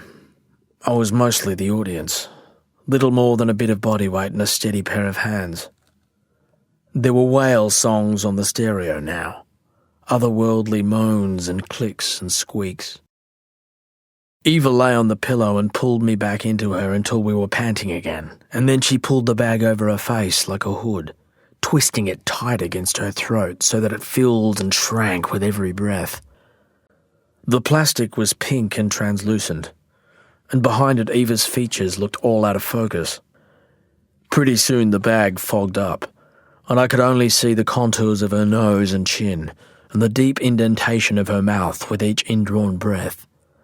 She worked hard to get air. A sheen of sweat lay across her sternum, and her labouring neck and the shine became beads and then runnels while the ghostly wails rumbled and squealed in the house around us. At her signal, I did what I'd been told to do. I lay on her chest, and then I gently throttled her. Before she began to shudder, I thought of boys falling to the ground in swoons, mottled faces, blue-white lips, the stiffened limbs of the poleaxed, like steers given the bolt in the killing yard. And I remembered the way all sound and light shrank to the fineness of copper wire. The muscles of Eva's pelvis twitched and clamped, and I came before I saw that she'd lost consciousness, before I tore the bag away, before I even let go of her neck. Only the dog stirred me to action. I didn't even hear the poor creature come in, but something had roused it from slumber down beside the stove, for it was suddenly there on the bed, growling and butting and snapping at my arms. The bag came away with a hank of Eva's hair. She was white-eyed and drenched. Her neck rippled with tiny tremors, and I began to shout over the mad, scrabbling dog. "Eva! Breathe!" I was 15 years old and afraid. Sex was, once more, a confounding mystery. I didn't understand love, or even physiology. I was so far out of my depth it frightens me now to recall it. Yes, I was scared, but not nearly scared enough. I didn't understand just how perilous Eva's predicament was. With the dog there, I didn't dare slap her or shake her. I simply yelled.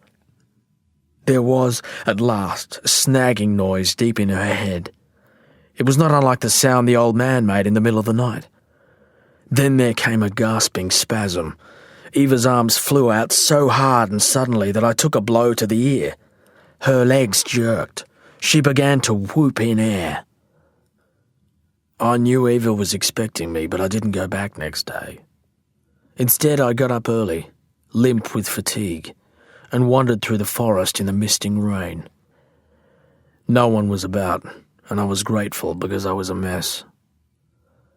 The longer I walked, and the hungrier and tireder I got, the angrier I became. I'd been an idiot. I saw it now. It wasn't Eva's fault her life had gone the way it had, and I didn't blame her for whatever it was that she couldn't or wouldn't explain. She was what she was, and I loved her. But I couldn't kid myself it was mutual. She might require me now, but she didn't love me. It had only been a matter of weeks, but already I couldn't think how it had begun. Had it been an accident, this thing between us, or did she plan it, right down to the advent of the cellophane bag? And why me? Because Sando wouldn't play her game? He was a hellman, but maybe there were things he just wouldn't do. And here I was, too young and stupid to refuse her. How could he hold out so long? Eva Sanderson was not an easy person to deny. Did he resist out of love, or from discipline?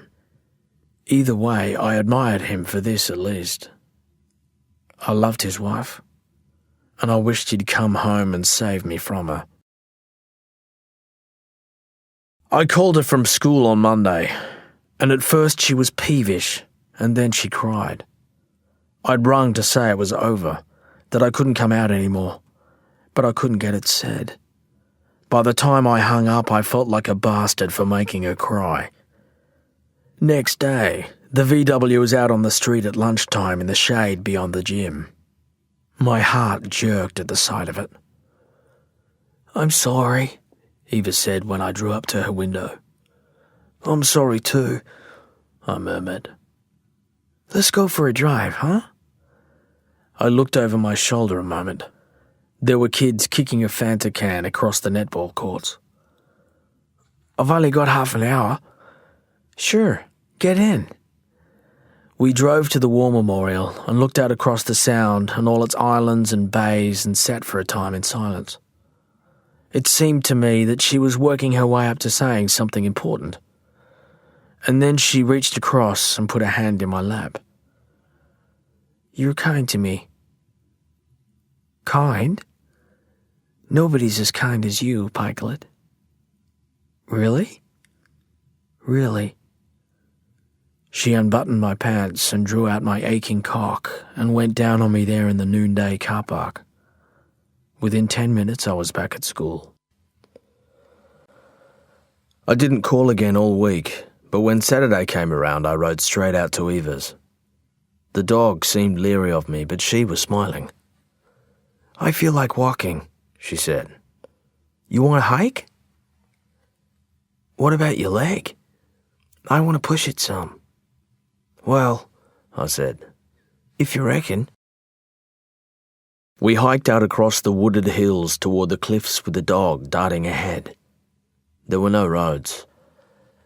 We were unlikely to meet anybody out there, but it was careless of us. Eva seemed relaxed.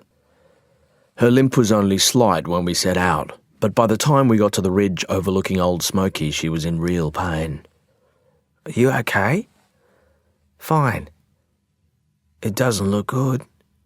I said it's fine. But we stopped at the edge of the windswept ridge and went no further. I stared out at the Bombora. That day, just a dark, intermittent lumping of swells in the distance. Kind of stupid thing to do, huh? Walk here, you mate. No, dummy. Paddle out there a mile to go surfing alone. There. But I guess you need it. She was right, but I didn't respond. I didn't really want to talk about it. I understand you, Pikelet. And I understand Sandow. But he's never had anything precious taken away. Ava, but you, she said, taking my hand. You're different. I can see it in your face. You've got this look, like you're expecting to lose something, everything, every moment. When she took my hand, I felt electrified. I wanted to pull down her jeans and spread her legs and reach into her. I wanted to press her against the stony ground and fuck her until she called out my name. But she kept on talking and nothing happened, and I stood there throbbing and half listening until she was yanking my arm and saying, "Come on, let's go back." Halfway home, she couldn't walk anymore. Her face was white. For a while, she leant against me, bracing, hopping, until even that was too much, and I was forced to piggyback her across the wild, uneven country. The first few seconds, when she hitched up and clamped her thighs around my waist and pushed her breasts tight to my back, I was delirious with pride and lust and a stupid sense of triumph. In my mind, I was carrying her home like some warrior prince. She rested her hot cheek against my neck, and I could smell the pear scent of her hair as I stepped it out. But the feeling only lasted a minute. She was heavy. I remembered how far it was to the house. By the time we got to her place, I was spent. The sky was black with impending rain. The dog trailed us listlessly into the yard and slumped into the undercroft while I levered Eva the last few feet up the stairs.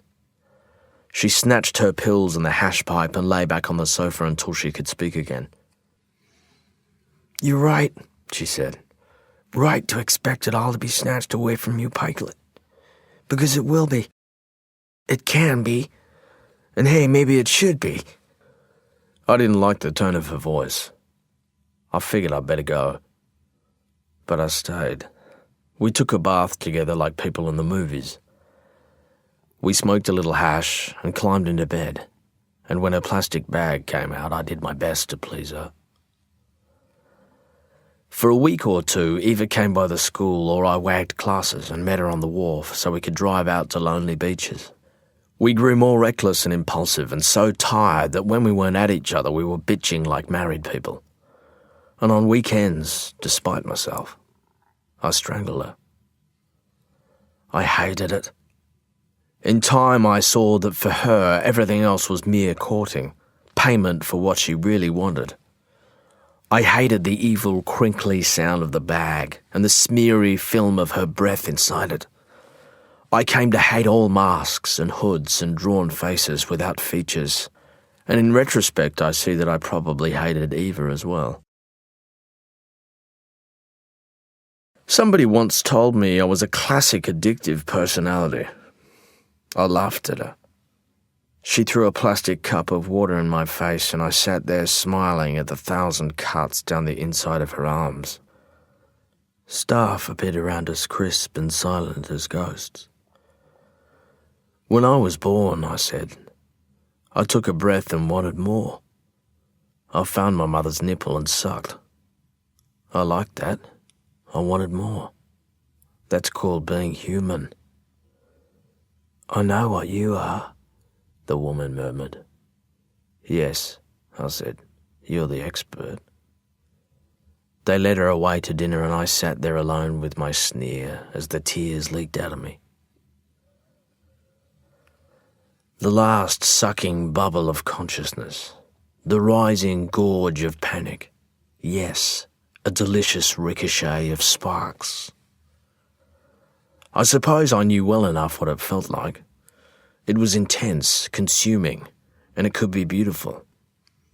That far out at the edge of things, you get to a point where all that stands between you and oblivion is the roulette of body memory. The last desperate jerks of your system trying to restart itself. You feel exalted, invincible, angelic, because you're totally fucking poisoned. Inside, it's great, feels brilliant. But on the outside, it's squalid beyond imagining. As a kid, I didn't know what respiratory acidosis was. Nor could I even begin to comprehend the sheer unpredictability of premature ventricular contractions and the manner in which they can shunt a body into cardiac arrest. I was as dim and horny as any other schoolboy, a sucker for excitement, and I'd been scaring the shit out of myself since primary school. But each time I let go Eva's throat and ripped the slimy bag off her face, I didn't see rapture. What I saw was death ringing her like a bell. So I began to deceive her. I had to. I'd come to resent Eva Sanderson, but I didn't want her to die. And I certainly didn't want to be the patsy left behind, the fool calling the ambulance, the one whose finger marks were up and down her neck like hickeys. I was scared to the point where I couldn't even get it up anymore. So I began to fake it. In the end, I was faking it all. She saw to herself anyway. She was on automatic by then. When she wanted me to choke her, I learnt that I could brace myself on my elbows, give her a sense of my body on hers, without letting my full weight down. When I held her throat, I made all the noise of exertion while applying less and less pressure. I slipped my fingers under the bag to break the seal. I blew air across her face while pretending to shout at her. Sometimes I didn't even touch her throat at all. I held my palms over her neck and asked her could she feel it, and she felt it because she expected it, because I was there and she expected it. She was blind in her foggy bag, intoxicated by the idea of what she was doing. And I hovered, palms down, like some kind of boy shaman, willing life into her, holding off the shivering darkness. I wonder if she ever knew. She did become more and more irritable, as if sex no longer satisfied her.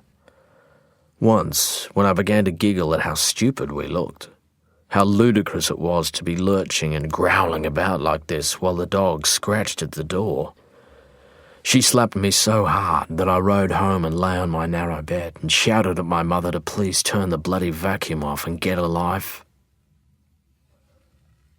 I faked it. I wanted her, wanted to be free of her. Yet I was afraid of her, and afraid for her. I was trapped. It was as if some mighty turbulence had hold of me, and nothing, not even Sando's return, would ever rescue me. But something did come, a bolt of indigo lightning, the livid vein that had begun to fork across Eva's tight belly. You couldn't mistake it. Not even I was so dense as to miss it. I was on the bed one afternoon, spent and full of loathing, when she limped up naked from the steaming bathroom, a towel coiled on her head. It was right there in front of me. "Eva," I said, "you pregnant?" Something in her face gave way. She ricked the towel down and tied it about her waist. In a few more weeks, she'd need a bigger towel. "I was fixing to tell you." "Really?" "Go home," she murmured. "The fun's over now." "Fuck," I said. "Fuck you." "Come on," she murmured. "You knew it had to stop somewhere. I can't do this shit with a baby coming." "Is it mine?" "Don't be absurd." I tried to count back, but I didn't even know which numbers I required. "I can't believe it." "Well, believe it. It's true." Even as I lay there, I felt my shock becoming relief. Not so much that the child was not mine, but that I'd been delivered. A new force had stepped in to present her with a defining choice. Eva went back down to the bathroom and wiped the steam fog from the mirror and brushed out her hair while I stood in the doorway to watch. I considered her wide shoulders and broad back, her narrow waist, the square womanly buttocks and the way she favoured one leg even while dragging a brush through her long wet hair. I felt strangely bashful, as though we'd been restored to our proper roles. Here I was again, a visitor in her house, a schoolboy standing unbidden in the doorway to a grown woman's bathroom. The plain light of Saturday afternoon was everywhere in the house. You want me to chop some wood? No, she said. Thank you. Go home. On Sunday, I surprised my father by joining him at the back fence to slash the winter weeds and burn what couldn't be hacked down. He seemed hesitant, almost fearful in my company. At day's end, as we tended the smouldering edges of the firebreak with bag and hose, he cleared his throat and spoke. I had Looney's old man here yesterday. Oh, yeah? I said. You know he's not my sort of fella. I know what you mean. But he's been talking about the people you see out the coast. Says Looney's gone off the deep end. Won't listen to reason. Son, he used to be your mate. Yes, I said. I don't understand it, but I don't think you should go out there anymore. I nodded. If you like. He smiled, and I felt cheap about how easy this was to concede to him when a month ago I would have told him to mind his own business. Good boy, he said, wiping ash across his stubbled chin. Good lad. Little more than a week later, Sando returned.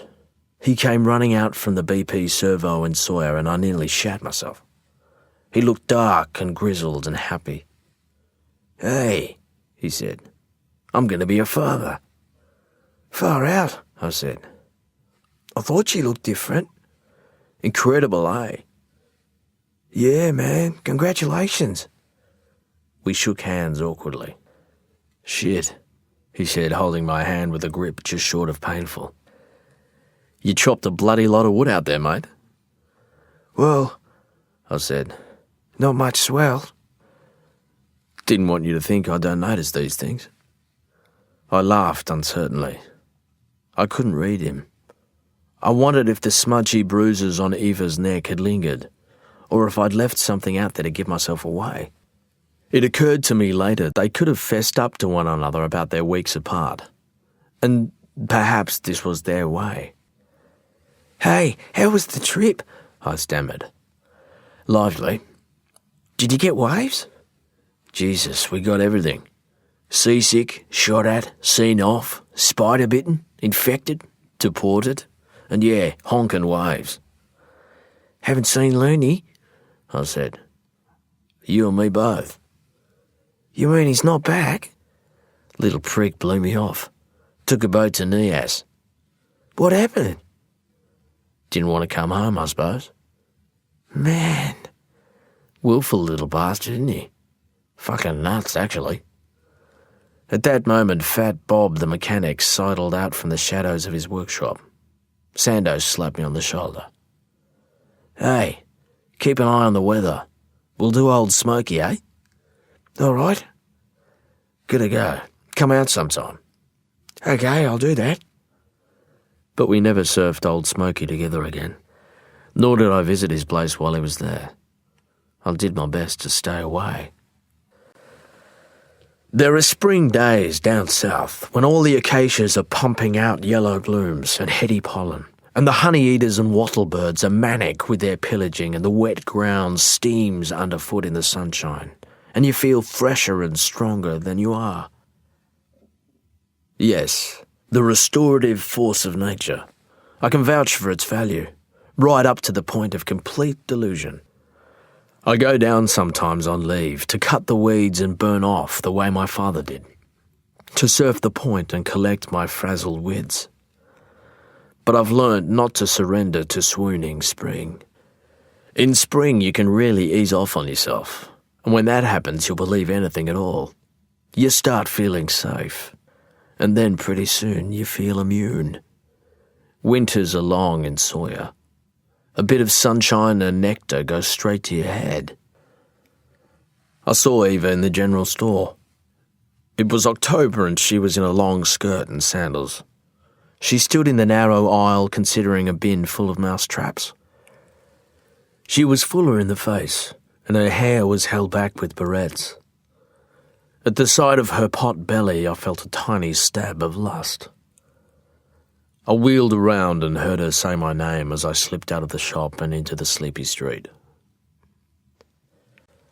In November, Frank Loon confronted Sando in the street and took a swing at him, but the younger man was too quick. There was a bit of push and shove outside the bank, during which Mr. Loon uttered threats. From then on, it seemed that Sando and Eva did their shopping 30 miles away in Angeles. I wasn't sleeping much. Some nights I got up and slipped out to the old man's shed to sharpen his tools. One morning, my mother found me asleep out there with the axe at my feet. She asked me if I had some troubles, but I said that I didn't. I probably thought I was telling her the truth. I rode out to the coast some weekends to surf. Several times I hiked up behind Sando's place to hide in the peppy scrub and watch the house. I stayed downwind for fear of alerting the dog, and though it found me one time, it didn't give me away. I saw Eva pegging out laundry in the sun, saw the shine of her bare belly, saw the bras and undies she was hanging up, and felt like a dirty schoolboy for watching. I had an urge to wait a while until no one was about, and then creep down to press my face into her damp underthings or slip beneath the house and beat off at the thought of her swollen breasts. But I never did. I all but failed that year of school, and I was shamed by the haunted look on my mother's face. The school report recommended that I leave and seek a trade apprenticeship, but I told her I'd stay on and get my act right. Over the Christmas holidays, I found every book on next year's syllabus and read late into the night while the old man snored and stopped, snored and stopped, like a man grinding away with a blade at a whetstone. The new year was weeks old when I found myself surfing beside Sando one morning at the point. Bareback in nothing but his Speedos, he was nose-riding an old tanker from the 50s. He looked fit and tanned as he kicked the board out of the wave and settled down beside me. "Pikelet," he said. "What's with the budgie smugglers?" I asked. "Dog ate the arse out of my boardies. Anyway, what's wrong with Speedos?" "Son, they made this nation what it is." "You're scaring people." "Well," he said, "they need a little scaring round here." We paddled out together and waited for a set. "How you been?" he asked. "Yeah, good." I lied. "Starting to think you're avoiding us." "Well," I said, "school and stuff." "You heard from Looney?"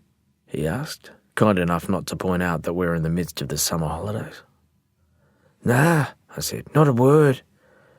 Man, what a disappointment he turned out to be. "I suppose." Mate, I thought he was the real deal, you know. The man, not ordinary.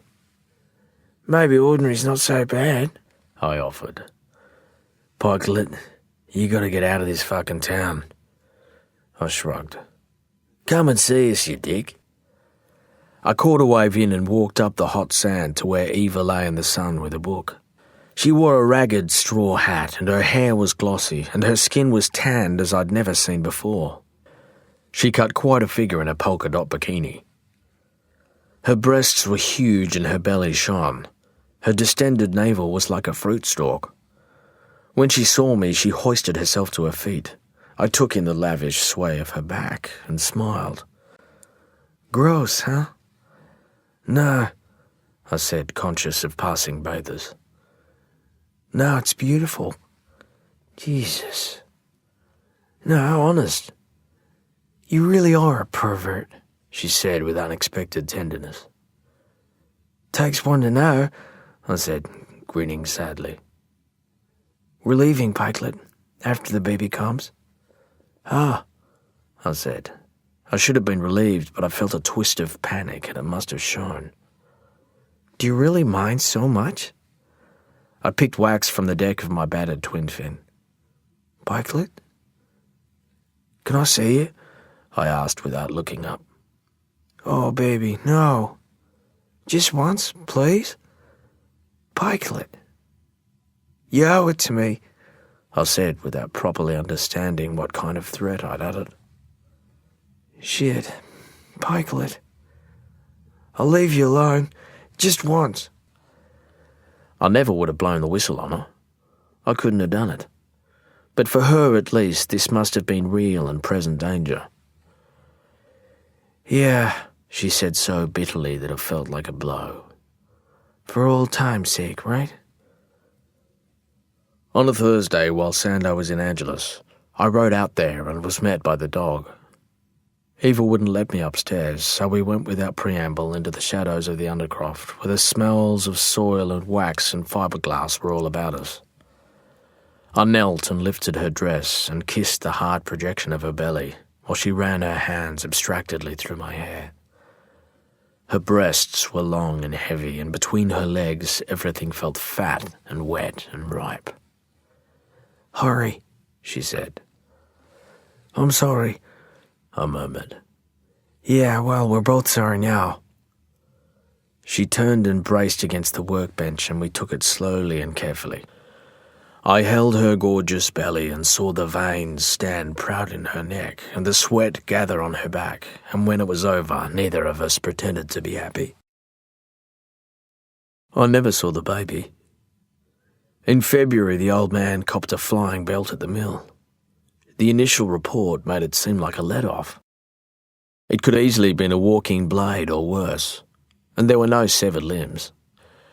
But when Mum and I got to the hospital in Angeles, we saw that half his face was mashed, and they told us he'd suffered a major skull fracture from the steel beam he'd been thrown against. Nobody's fault, just a freak accident. He never regained consciousness. Eva had her baby in the same hospital while Dad was there. A boy, or so I heard. Eva and the child were long gone by the time the old man died. We buried him in the Pioneer Cemetery back along the river. His mates from the mill came. Frank Loon was there, but the Sandersons stayed away. They may have already left town. My father's death hit me with a force that felt targeted and personal. I felt chastised by it, and it really pulled me up. Afterwards, Mum looked at me fearfully, as though I was a stranger. Now I knew there was no room left in my life for stupid risks. Death was everywhere, waiting, welling, undiminished. It would always be coming for me and for mine, and I told myself I could no longer afford the thrill of courting it. Driven by loneliness and remorse and a desire to compensate my mother somehow, I put all my energies into study. I didn't surf much, and I kept to myself to the extent of being thought a weirdo. My last 2 years of school were empty and desperate. But through a regimen that relied more on hard discipline than intellectual curiosity, I dragged myself from the bottom of the class and began to make headway.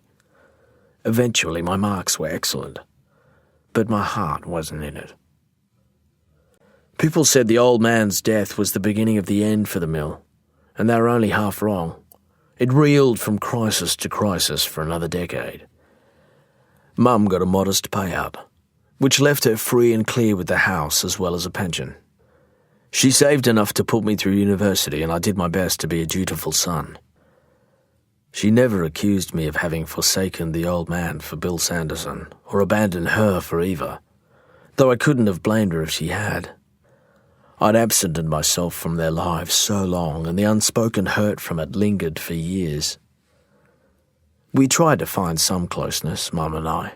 I wrote every week from the city and phoned her every few days. I drove home some weekends, and at semester breaks I stayed weeks at a time. I tried to show I loved her, but our relationship was a polite, undeclared failure. There was tenderness but no intimacy, and in this regard it could have been a rehearsal for marriage. At 20, after years of barely surfing at all, I went to Bali and finally saw the cave at Uluwatu. I climbed down through it to the sea and surfed the big winding left-hander for an hour, amped but totally out of condition. I had a bad fall, blew a disc in my back.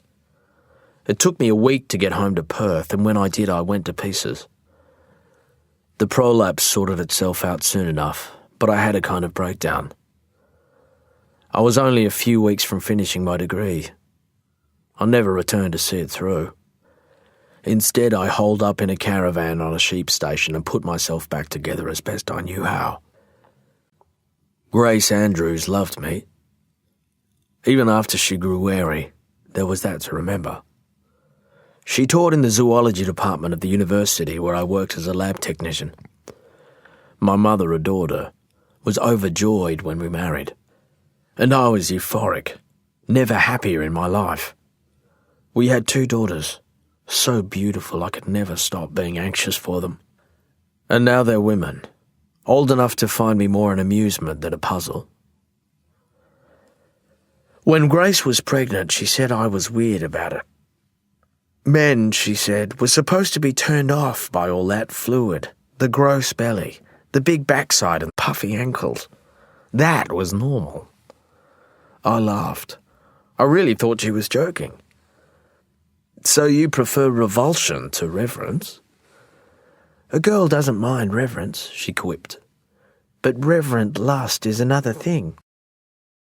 What can you mean? I asked, still grinning. Well, it's creepy. Ah, yes. Creepy.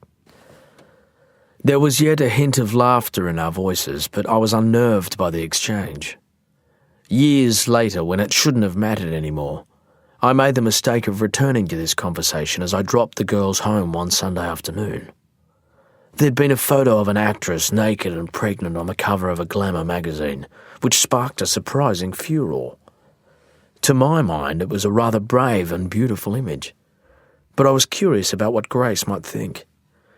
She seemed annoyed that I'd even bring it up. Grotesque, she said, as the girls hauled their bags up the steps to her door. Now they're mainstreaming porn. Okay, I murmured. I leant against the car, conscious of the potential for things to go unhelpfully sour. Perhaps it was stupid of me to mention it. I was no great success as a man, but I had been, I thought, a faithful, gentle husband. Never sexually insistent. I steered clear of oddness. I took no interest in pornography. I made myself quite safe and ordinary. A lab bloke. A threat to nobody. And yet... I gave a wave and got back in the car. Nobody wants to be creepy. I was careful, always backing off. And somehow, somewhere along the track, I went numb. I couldn't say what it was and I didn't dare try. How do you explain the sense of being made to feel improper? I withdrew into a watchful rectitude, anxious to please, risking nothing. I followed the outline of my life, carefully rehearsing form without conviction, like a bishop who can't see that his faith has become an act. I started despite myself to fool with electricity. A couple of times I came to on the tile floor at work, down beneath the sinks and benches where the odours of agar and disinfectant and formaldehyde brewed like some obscene secret, and the return of consciousness brought with it a sad blankness, like the lingering melancholy after sex. I didn't understand this behaviour. I had no special interest in electricity. Granted, it's a potent, tangible presence in a world that's cast off presences. It was just a moment of righteous sensation, like a blow to the head. It knocked me down. It hurt like hell. But it was something I could feel. In a dentist's waiting room during a year I can barely recall, I came upon a photo of Bill Sanderson in a travel magazine.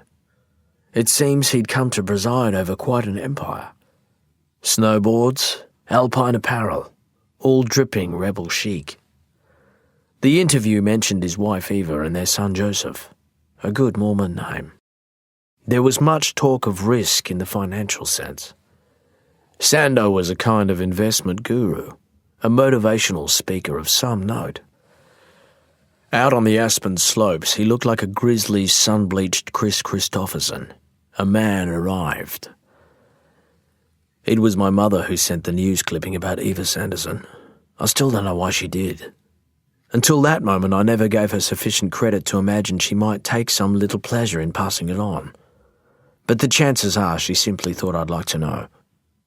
Without the slightly lurid details and the connection to Utah wealth, Eva's death might have gone unreported. In any event, it only earned 2 inches of a Reuters column. Eva was found hanging naked from the back of a bathroom door in Portland, Oregon. A Salvadorian hotel employee discovered her with a belt around her neck. The deceased had been the sole occupant of her 5-star room. The cause of death, cardiac arrest as a result of asphyxiation. There was no one I could talk to, least of all my mother. Grace found the clipping and wanted, with good cause, to know what it signified. But I couldn't say. I wouldn't risk setting off the rolling mass of trouble inside me. I choked it down, at quite some cost. You couldn't blame Grace for how things went. She just wanted to be happy.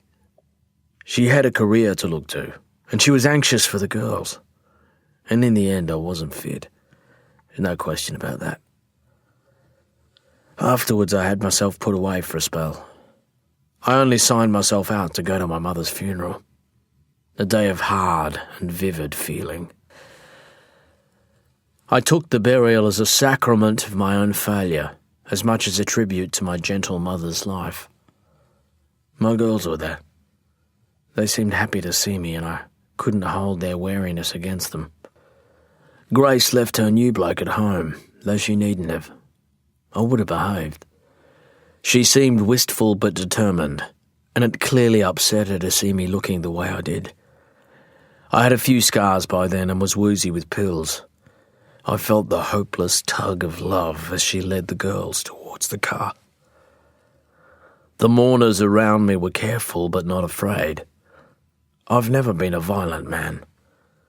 Just a little creepy, it seems.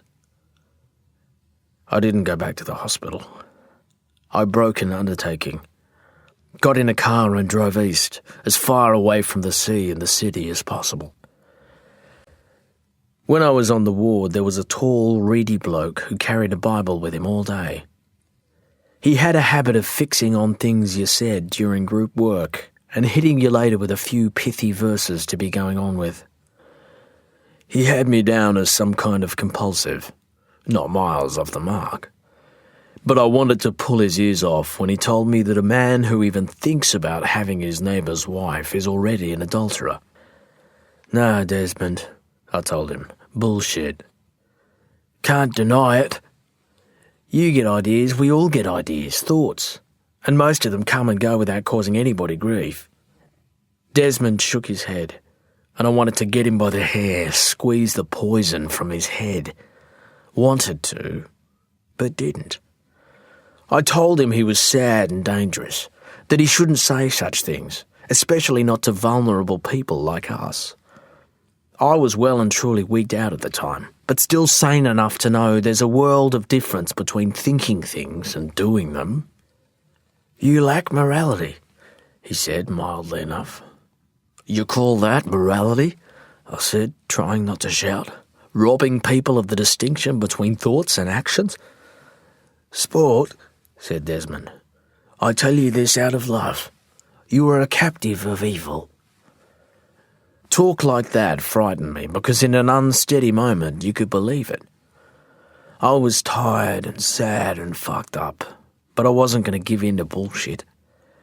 I'd been prey to false convictions aplenty and I'd had enough. It is possible to believe that as an idea comes into your mind, an act has been born and there's nothing you can do about it.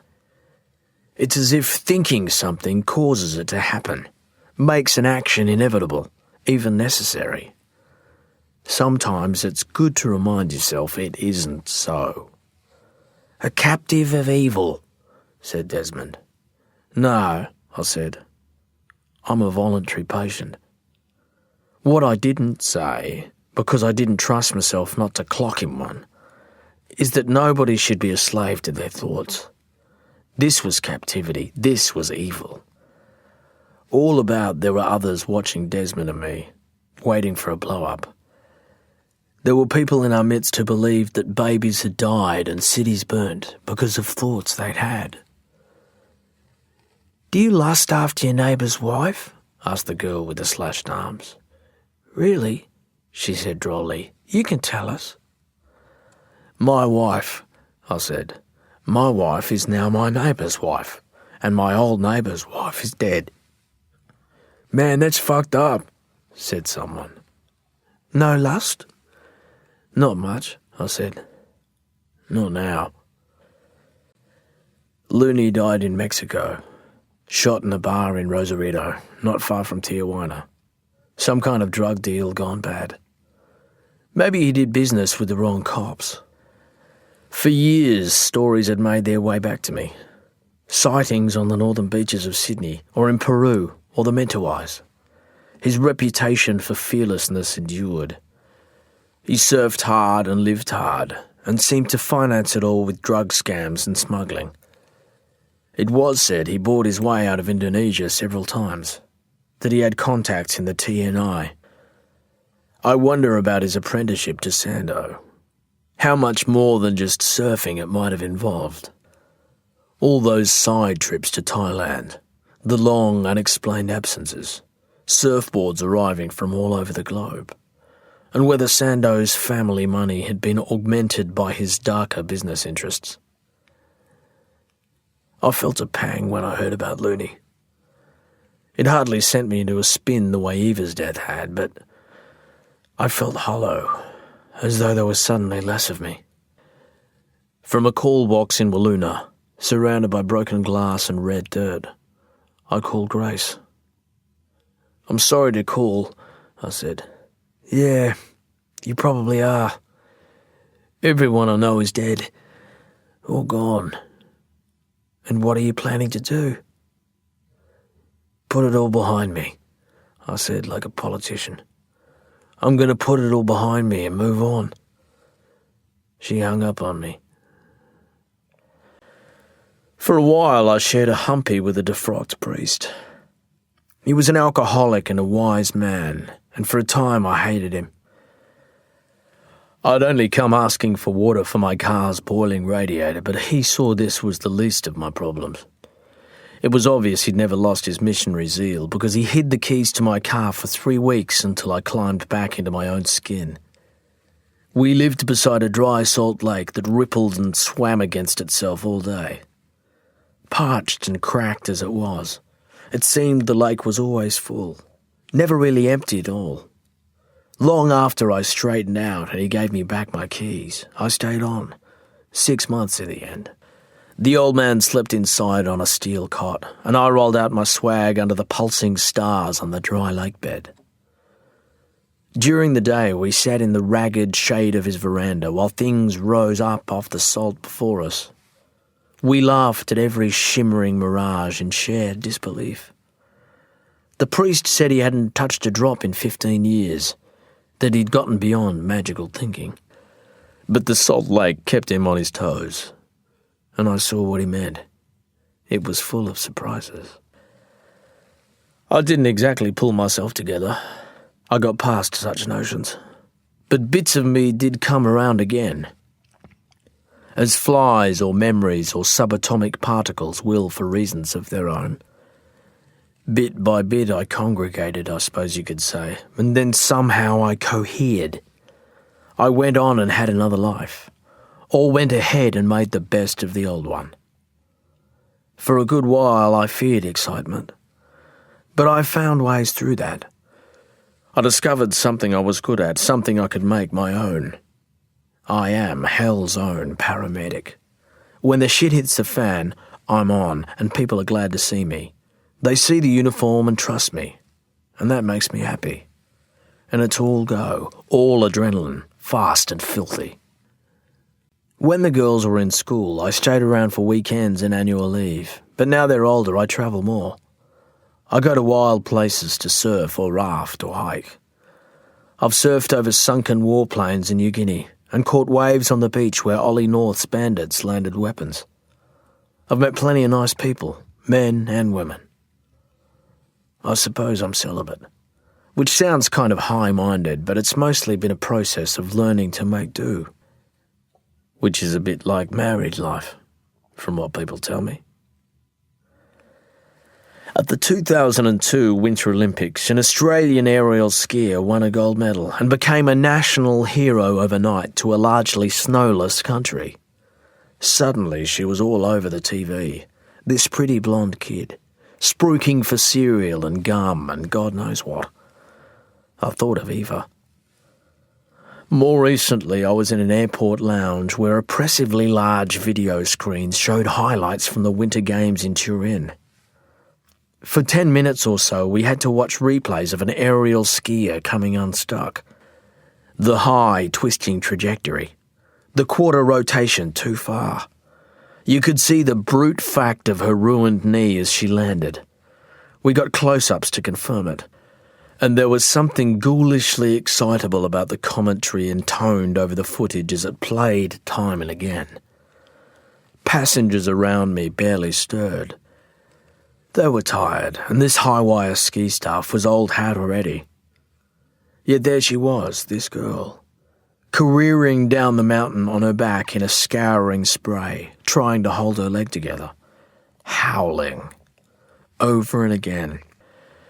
It was as if she might be forced to spend eternity doing nothing else but skitter, failed and lame, downhill. I had to get up with my bags and move away, take myself through the miserable repeated franchises of the terminal in an effort to stay calm. It wasn't Eva this nightmare repetition reminded me of. It was the memory of my former self, and the slow-motion replay and illustration of how my mind had worked for too long. Apparently, there is nothing to fear in life but fear itself. This is the sort of shit you hear in the pub or at handover at the ambulance depot. Much talk about fear as it happens, along with chat about celebrities and weight loss and the award rate. Most people don't like being afraid. You can hardly blame them. Thriving on risk is perverse, unless you're in business. Entrepreneurs are valiant, but base jumpers are reckless fools. Solo sailors are a waste of rescue resources, and snowboarders who leap from helicopters are suicidal show ponies. War correspondents, as we all know, are creeps. Some risks, it would seem, are beyond respecting. Meanwhile, nearly everyone is terrified that this, whatever life has become, is it. And what's worse is, it'll be over soon. That kind of fear, like toothache, can be accommodated. Well, most of the time. Such is the sort of thing I mull over in my corner of the crib room while the youngsters are watching Idol and texting their loved ones. It's how I fill the time when nothing's happening. Thinking too much. Flirting with melancholy. But the moment a call comes, I'm up and out, laughing, afraid, and happy as a dog with two dicks. The received wisdom in our game is that paramedics are either angels or cowboys, and apparently I'm the last living example of the latter. Mostly I'm not offended. The people I work with and work on have either been mad or are going mad, so I usually feel at home. I do a good job. When the siren's wailing, I'm fully present. I am the best of me. I'm charged to the eyelids, yet inside there's a still, quiet place like the middle of a cyclone. I like the priestly authority of the uniform, vehicle and lights, the reassurance they offer people as we arrive. When punters see the tunic and the resource bag, they calm down a little and find faith, and while I work, my faith meets theirs. I'm there to save, to improve the odds, to make good. You win some jobs and you lose others. There are nights like last night when you're always going to be too late, where you're just holding people's hands. I tried not to take it personally, but it set me back, that call out to the burbs. Just a rush of wind from the past, like a window momentarily slid aside. I know the difference between teenage suicide and a fatal abundance of confidence. I know what a boy looks like when he's strangled himself for fun. I blow the didge until it hurts, until my lips are numb, until some old lady across the way gives me the finger. A few weeks of the year I drive south to Sawyer with the honest intention of fixing up the old house. The mill is gone and the cow paddocks are planted with vines. The town is all wineries and bed and breakfast joints. A couple of lesbians make cheese on the property next door. They're like a comedy routine, the two Ronnies, and they're good neighbours. I don't see anyone I used to know, except Slipper from the Angelus crew, who's bald and paddles a surf ski out at the point some days. Sando and Eva's place is gone and the property has been subdivided. Lawyers and architects from the city have built ostentatious weekenders all over it. The old brewer is still in Dad's shed. It's not been written since the day I lost it at Old Smoky. Nowadays, out there at the Bommy, surfers have themselves towed into the wave with jet skis. You can only imagine the noise and the stink of petrol. Barneys are still served, but not often. The resident great white seems to linger, and now he has protected status as an endangered species. As far as I know, the Nautilus remains undiscovered by the new generation. I never actually get around to doing much to the house when I'm down in Sawyer. Time's too precious. I have an old 10-footer, a real clunker from the 60s, like something Gidget would ride. I shove it into the ute, drive down to the point and paddle it out through the knots of scab-nosed bodyboarders to pick off a wave from every second set. I'm not there to prove anything. I'm nearly 50 years old. I've got arthritis and a dud shoulder, but I can still maintain a bit of style. I slide down the long green walls into the bay to feel what I started out with, what I lost so quickly and for so long. The sweet momentum, the turning force underfoot, and those brief, rare moments of grace. I'm dancing, the way I saw blokes dance down the line 40 years ago. My girls stay with me now and then. Sometimes they bring their blokes. I don't mind so much. I tidy the house for a week before they arrive. They've seen chaos at first hand, so they value order. My job reassures them, I think. Lets them see I have a purpose in the world. The work and their interest help me manage myself. I toil at it. For them, it's been important to know I'm not useless.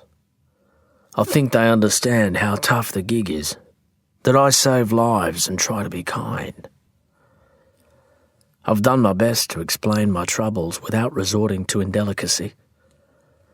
They're adults now, yet I'm still vigilant, careful not to startle, because there's been so much damage and too much shame. My favourite time is when we're all at the point, because when they see me out on the water I don't have to be cautious and I'm never ashamed. Out there I'm free. I don't require management.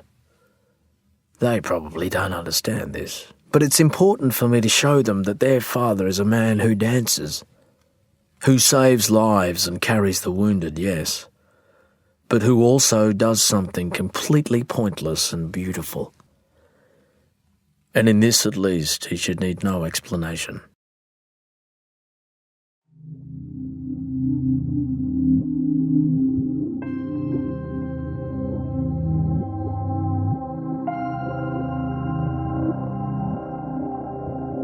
Belinda Audio hopes you enjoyed the reading of Breath, written by Tim Winton and read by Dan Wiley.